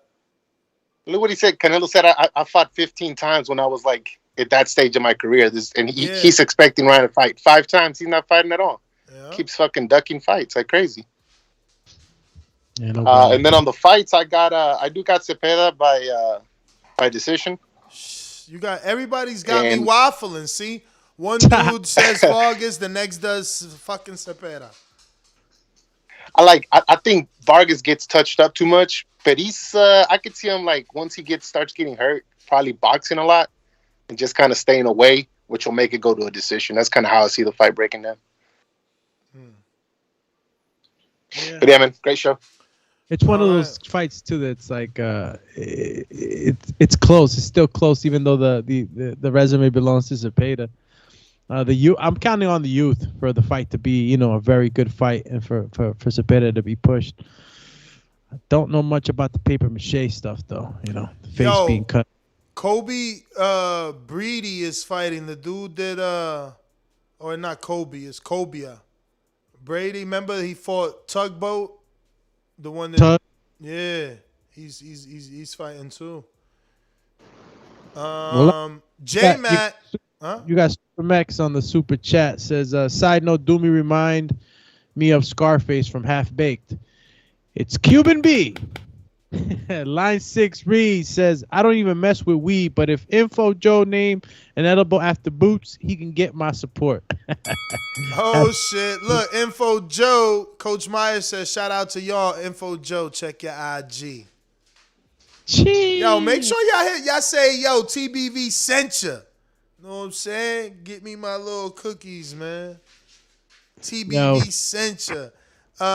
We never really officially said middies who said Info Joe shipping to the UK, and we answered that. You got the line 6 read, right? Yeah, Super Max is next. Said, quick sidebar, fellas. Mexico versus Puerto Rico fantasy fights at 154. Oscar versus Cotto. And 160, Canelo versus Trinidad. Who you got? Of course, I say Oscar and Canelo. Fan fights, huh? Mexico versus Puerto Rico. I would have said Oscar. I think Oscar would have handled that. Too fast, too furious. All right. Let me get to J-Man. Yo, can you hear me? Yeah. Hey, write my picks down. I'm gonna make some picks this weekend. I got what's that boy name who fighting Boots? Delorme. Delorme? Yeah. I'm going with Delorme in a decision. Excuse me? I don't know if I heard you right. Say it again. I said I'm going with Delorme in a knockout. 6 rounds, baby. Put me down for that. Put him down, champ. Making a lot of money on that. No, I'm fucking trolling, man. Look, y'all had a hell of a show. I just got. I was like, that's not J-Max saying that. Definitely, it was lit with it was lit with Shakur and Colbert. Look forward to the fight. Want to see them dudes get in the ring. I did always think Shakur would outstyle Colbert. I thought there was 2 different levels. I don't think them 2 dudes at the same level. I think I heard it kind of in the back and forth, but shit, they still got to get in the ring and find out. Shakur seemed very confident. Colbert was just talking like we had it. Shakur was telling you, I whipped your ass. I never heard him deny it. I ain't never heard him say anything otherwise to say it wasn't true. Letting them know me and you be. I'm looking for the fight. But I mean, man, y'all know what Bud gonna do. And after this fight, man, I don't want to hear this. Bud ain't been in the ring with nobody. Just because he ain't been in the ring with nobody, you know. Stop saying and put that bad low on that man's name. You know Bud gonna stop Porter. That's my call. Damn, yo. Castle Hill Gill doing all knockouts.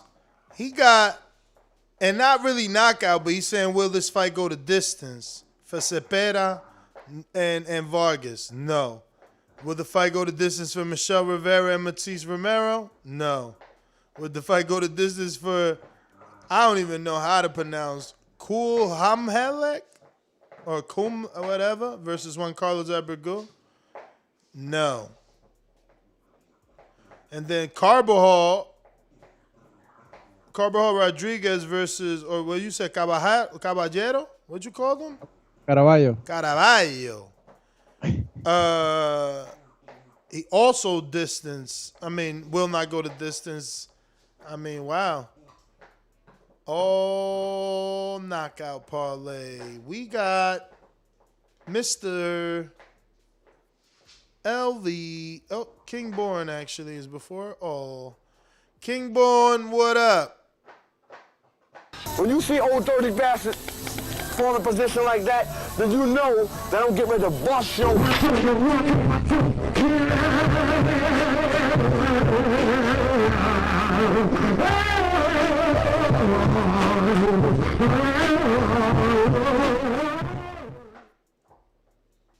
Oh, peace. Y'all hear me, right? Yeah. Listen, man, I want to say I love my TBV comrades. I love my TBV live chat comrade. Fuck that. Let's get to it. Yo, Delorme and Boots, I'm going to break it down like this, man.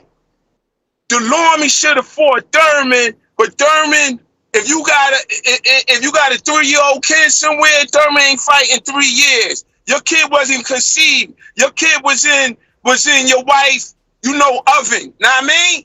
And now, 3 years later, your kid and Tyler talking about, Daddy, I want this, I want that. So that should have been Delorme. Know what I mean? So now Booth's gonna finish him in 5. He gonna finish him, dog. You all know what time it is. He gonna finish him. Now listen, I'm gonna tell you about Zepeda, right? Yo, you ever played dominoes? You ever try to put Lego blocks together and 3 of them knocked down? Did one up? This is Zepeda, right? Word is Barnes. He gonna get knocked down 3 times in the fight. I hope y'all hear that. He gonna get knocked down 3 times in the fight, but he gonna knock homeboy out 1 time. So 3 for 1. You heard? 30 for 10. He also switch him up, fix him up shit, man.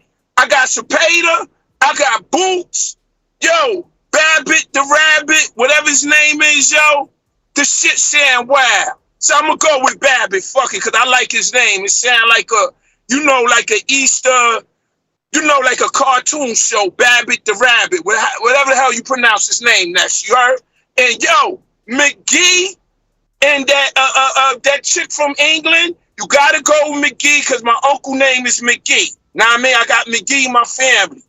My uncle, all that, McGee. I'm going for McGee. Double limb, Mary McGee. I'm going for the knockout, man. And yo, it's Bud and Porter shit. Listen, everybody listening, don't fuck your parlay up. Go for the favorite. All the favorites go to win. It's a fix. You heard? Dudes you never heard of and shit. How you gonna bet on a dude you never heard of? Know what I mean? Let's get to it. Like I said, I'm happy for it, but next week it's gonna be on, man. Next week it's gonna be on. So listen, I got Boots, I got Zepeda, I got Babbitt the Rabbit, and I got Mary McGee. Write it down, Ness, because on Sunday, I'm not eating no crow with salmon and spinach. I ain't doing none of that shit, man. Everything I pick gonna win, man. Don't fuck your money up. Don't fuck the parlay up. Fucking with Bruce Springsteen, Richards, whatever the hell his name is, he dudes you don't know. Vote for the guys you know, and you're gonna be all right, man. That's how it's going down. Peace. Tomorrow. What you just said. At no point. Right. Everyone in the Why is your soundbite cutting off like that? I did it on purpose. Oh. LV Slugger. I mean, I don't understand how's that working even better if it's cutting off. But LV, how are you? Where are you?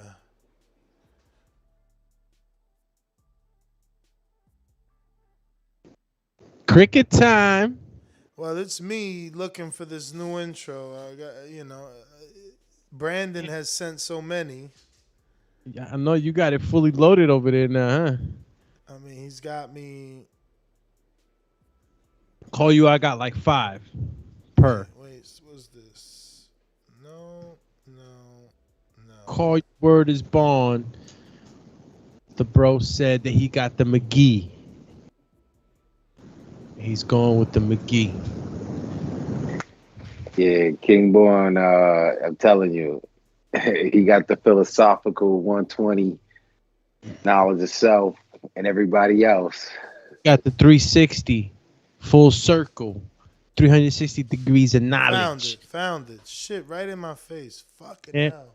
Only time y'all see me in Rays is when I turn into the Bronze Mama.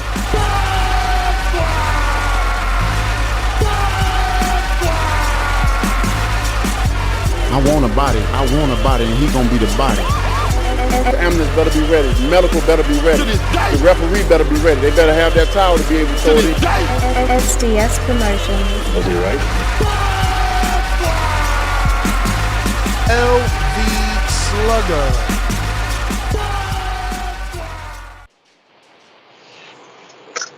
TBV, fellas, what up? What up?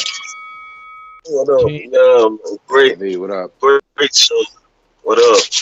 Great show, man. Yeah, definitely, like enjoyed this one. Shakur and Chris came on here, you know, a little mini press conference, you know, before we even get that fight. I believe we probably about a year out from that fight. You know, hopefully Chris can get it done and get that WBA. But that's definitely a unification that I'm looking forward to. I mean, if we can get it, hopefully Chris can, like you say, get the job done and get that WBA. Yeah, man, J-Mac made a great point though with a lot of stuff Chris was saying, like Shakur was saying, like I'm beating your ass, and it's like he never denied it, and he was never like he was saying he beat his ass. It was always he totally denied it. He totally denied it. He kept saying like he kept saying purposely like, why are you getting up on this interview and lying? He said that. Oh no, I ain't. And that's I ain't why catch. that he was like, you see how niggas get when they get on the interview? That's the whole reason he was saying that is because he like, Shakur, you beat Chris my never ass. said- He was like, Shakur, you beat my ass. Shakur, you like, I don't know what y'all need to go back and listen. Nah, but when he was saying like he never was saying like I beat your ass. It was always like I was giving you good work, like you know, on some shit like that. But Shakur was confident with him saying like I'm beating your ass. It's never like it's even, like it's me just beating your ass when we spawn. So you know what I'm saying? Like it never felt like he was denying it to me. You know, from what I was getting off of it. But you know, just hopefully, you know, them boys, you know, they're gonna have to stand on all the cursing, you know, going back and forth. I just feel like that's gonna help, you know, build that fight for when we finally do get it. So, you know, they'll have to stand on it when they get in the ring with each other. So that's definitely a fight I'm looking forward to, man. But with the Shakur and Tank thing, you know, that's definitely a big fight I'm looking for. But, you know, I just feel like with Shakur, we always tell these fighters, man, do your own thing, make your own lane, especially with the Charlo and the Andrade. With Canelo, you know, we always tell them to make their own lane. And I feel like with Shakur, at 130, he got a whole lot he can be doing at top rank. You know, the unification with Valdez, big names like that Loma. Shit boring. You know, big names like boring, Loma. You know, man. people saying you know, that's the same name people say Tank Duck.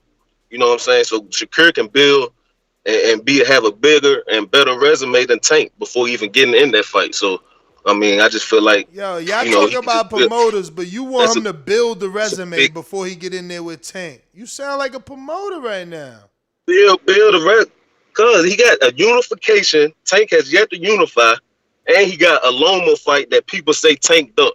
But that's what what are you I'm talking about? saying. Those are two huge names.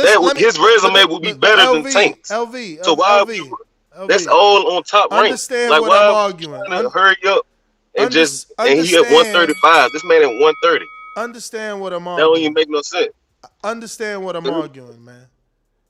What's the better fight? Is it Tank and Shakur, or is it Valdez and all this garbage you offering us? What you mean garbage? Just a unification. Tank has yet to unify. When has Tank unified? That would be bigger than what Tank has done. You feel me? Like, you got your call, man. I can't help you, man. We disagree. What could I say? Listen, I'm saying this to the rest of the world, bro. Who cares about unifying? Who cares? Tank ain't unifying, and he's still the biggest fucking name from 126 to 140. So who cares about unifying? I don't give a damn. Care. Canelo just started unifying. Like, who cares? The biggest fight is what we care about. Who did Floyd unify with? Who we unified with? Queen Latifah. UNITY. Honestly, who we unified with? For what division? I don't know. I'm sure he unified at least once or twice. I'm pretty sure with the Mosley fight, when Mosley won the title from Margarito. When you look at it, when he first unified, wow. That's a good question. So many fights. So many titles. Was it, you said it was in Mosley? Yeah, I'm pretty sure he unified with Mosley when he got that belt from Margarito. Let's see.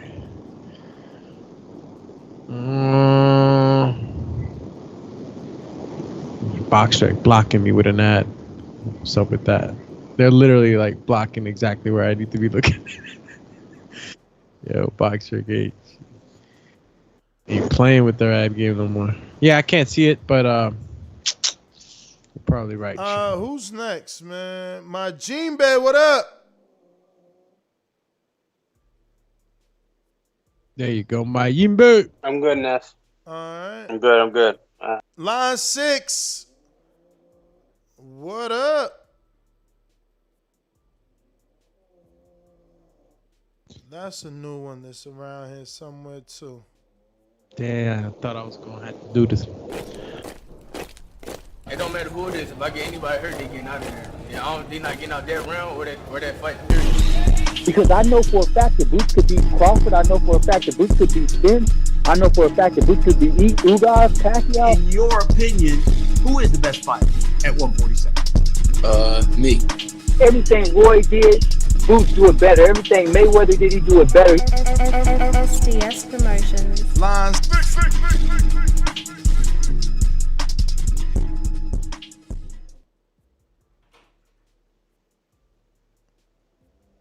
Hey, Ness, can you hear me? Yeah.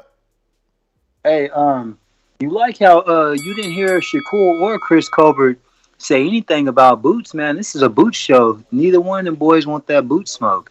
That's how you know Boots is the real deal. Them dudes talking spicy about each other. Nah, you but they ain't missed, said you nothing missed about the Boots. opportunity, B. You missed the opportunity because J-Mac texted me instead of putting the question in Patreon. He said Shakur gave Boots the work in sparring, and he wanted me to ask that. I'm like, bro, you should have put that in Patreon because that's where we looking at the questions.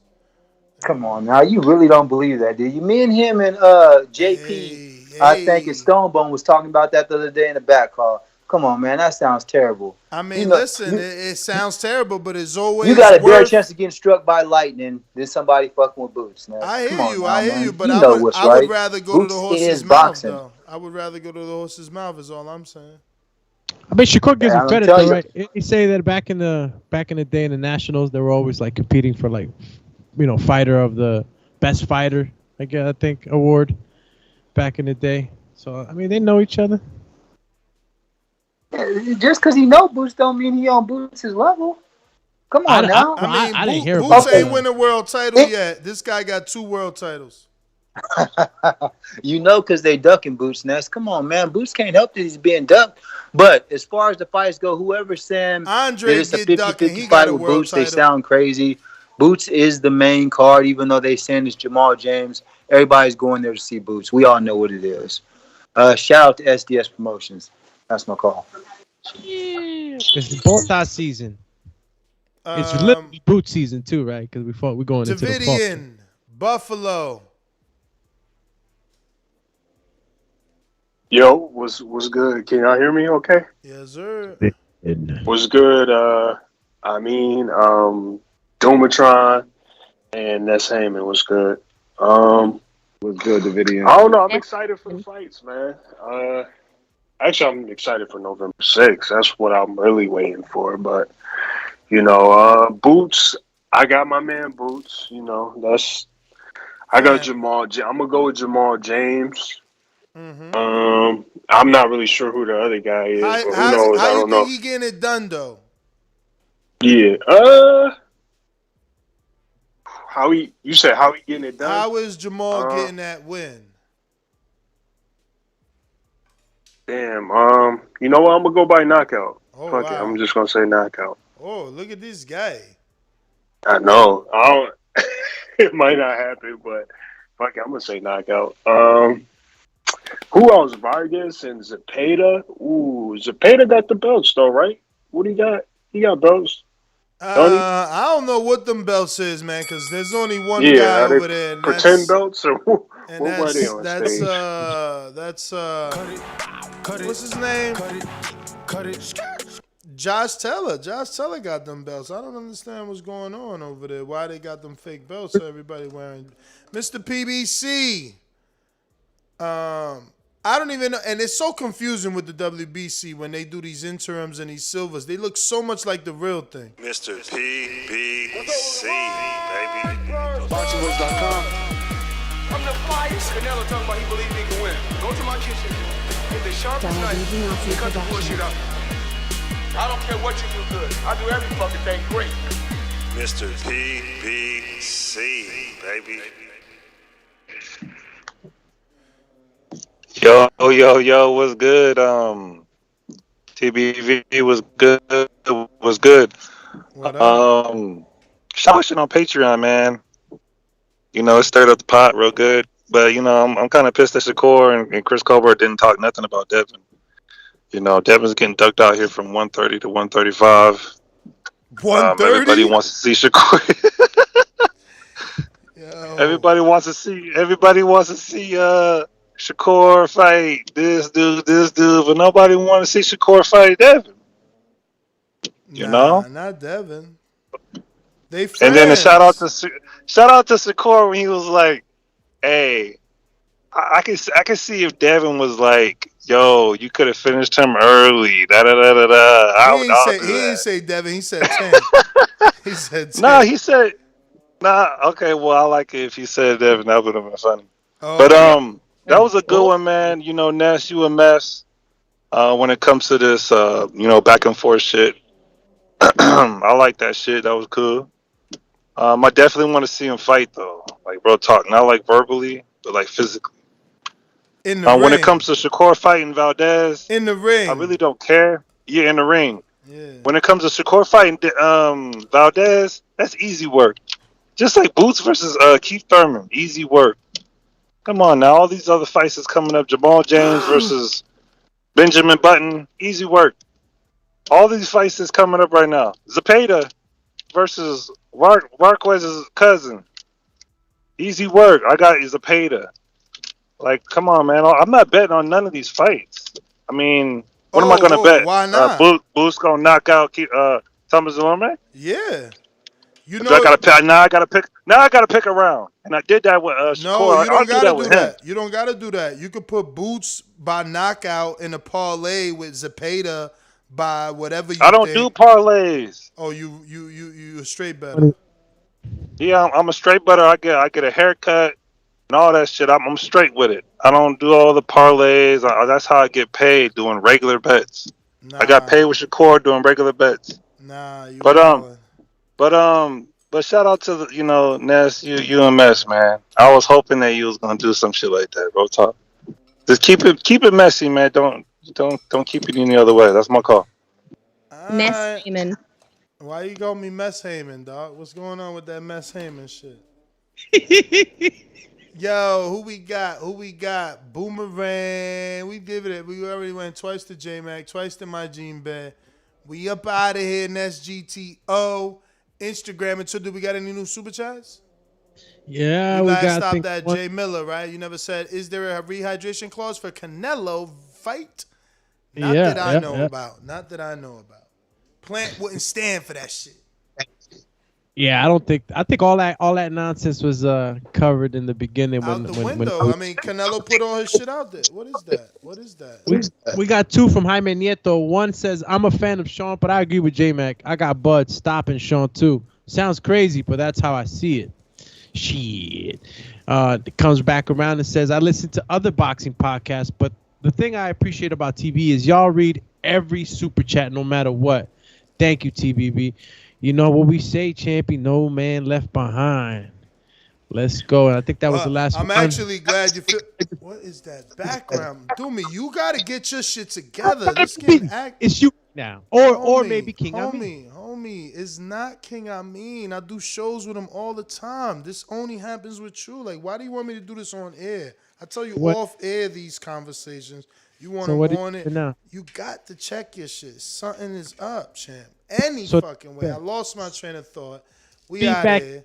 Oh, I was saying I'm glad that he feels that way because we do be leaving super chats. Even though we try not to, sometimes we do by mistake. We read them the next day. Yeah, let's go. Man, so. Very rare occasion. Hey, look who's back. Yo, why he always trying to blame you? I mean, this dude, tell him take some fucking accountability. Yo, tell him take whenever I some get blessed. accountability. I still love Doobie, though. I love Doobie. You know what it is, King? I mean, anything goes wrong. My friend always says, anything. Fams, I know my system, man. You bugging. I know my system. Like, I know who's muted. I know who's not. I know who's the fucking culprit. I know and there's so many callers on here that can like just easily unmute 2 seconds and something can happen and then they can mute back and he wouldn't even know it. Oh, he's blaming it on all the people that are not even on. Damn. King Born here. King Born here. King Born in the house. See? Let's go, Chet. Yo, I'm out, man. We out. Next GTO, Instagram and Twitter. Catch us on the next one. Tomorrow morning, 9 a.m. It's going down. Big Time Breakfast Club of Boxing. This is Alex_Doomsday_LAINEZ on IG. Don't forget to hit that Event Groove link. It's on my bio. You can find it on Ness's bio. You know, hopefully, unless he's slacking. And, you know, make sure that you, go check out that seating layout if you're going to be in the Tampa Bay area. It's going to be a lot of people coming out. You know, I'm still going to go out there and visit Ness, before the event. We're going to be out there promoting, making sure that this is the best one yet. So check out eventgroove.com. Once you get on there, type into the search engine Border Wars, and we pop up right up, baby. It's going down. Gee. King Amina Best 61 on Instagram. King Amina Best 61 on YouTube for them championship rounds. And please go support TBV community, all the Border Wars fighters. We got Elias, the Lion, Lioness. That's Jersey's own. We got the heavyweight, my favorite heavyweight, Sean Jones. We got Show Kid, trained by Doomy. We got a lot of great shit going on with Border Wars. Please go out and support if you're interested. Grab your nuts, get up off the couch, get you some 16s and a mouthpiece. Let's go, people. King Amina Best 6 TBV. We out, people. Yo, and Vargas looks so much bigger in this little face-off, bruv. You want to go for Vargas, but it's not right, though, Ness. You're trying to give him the benefit of the doubt. No, I don't want to go for Vargas. I want to go for whoever's going to win, bro. I just want to win. I want to win. I want to pick the right method and win. But all right, later. Arrivederci.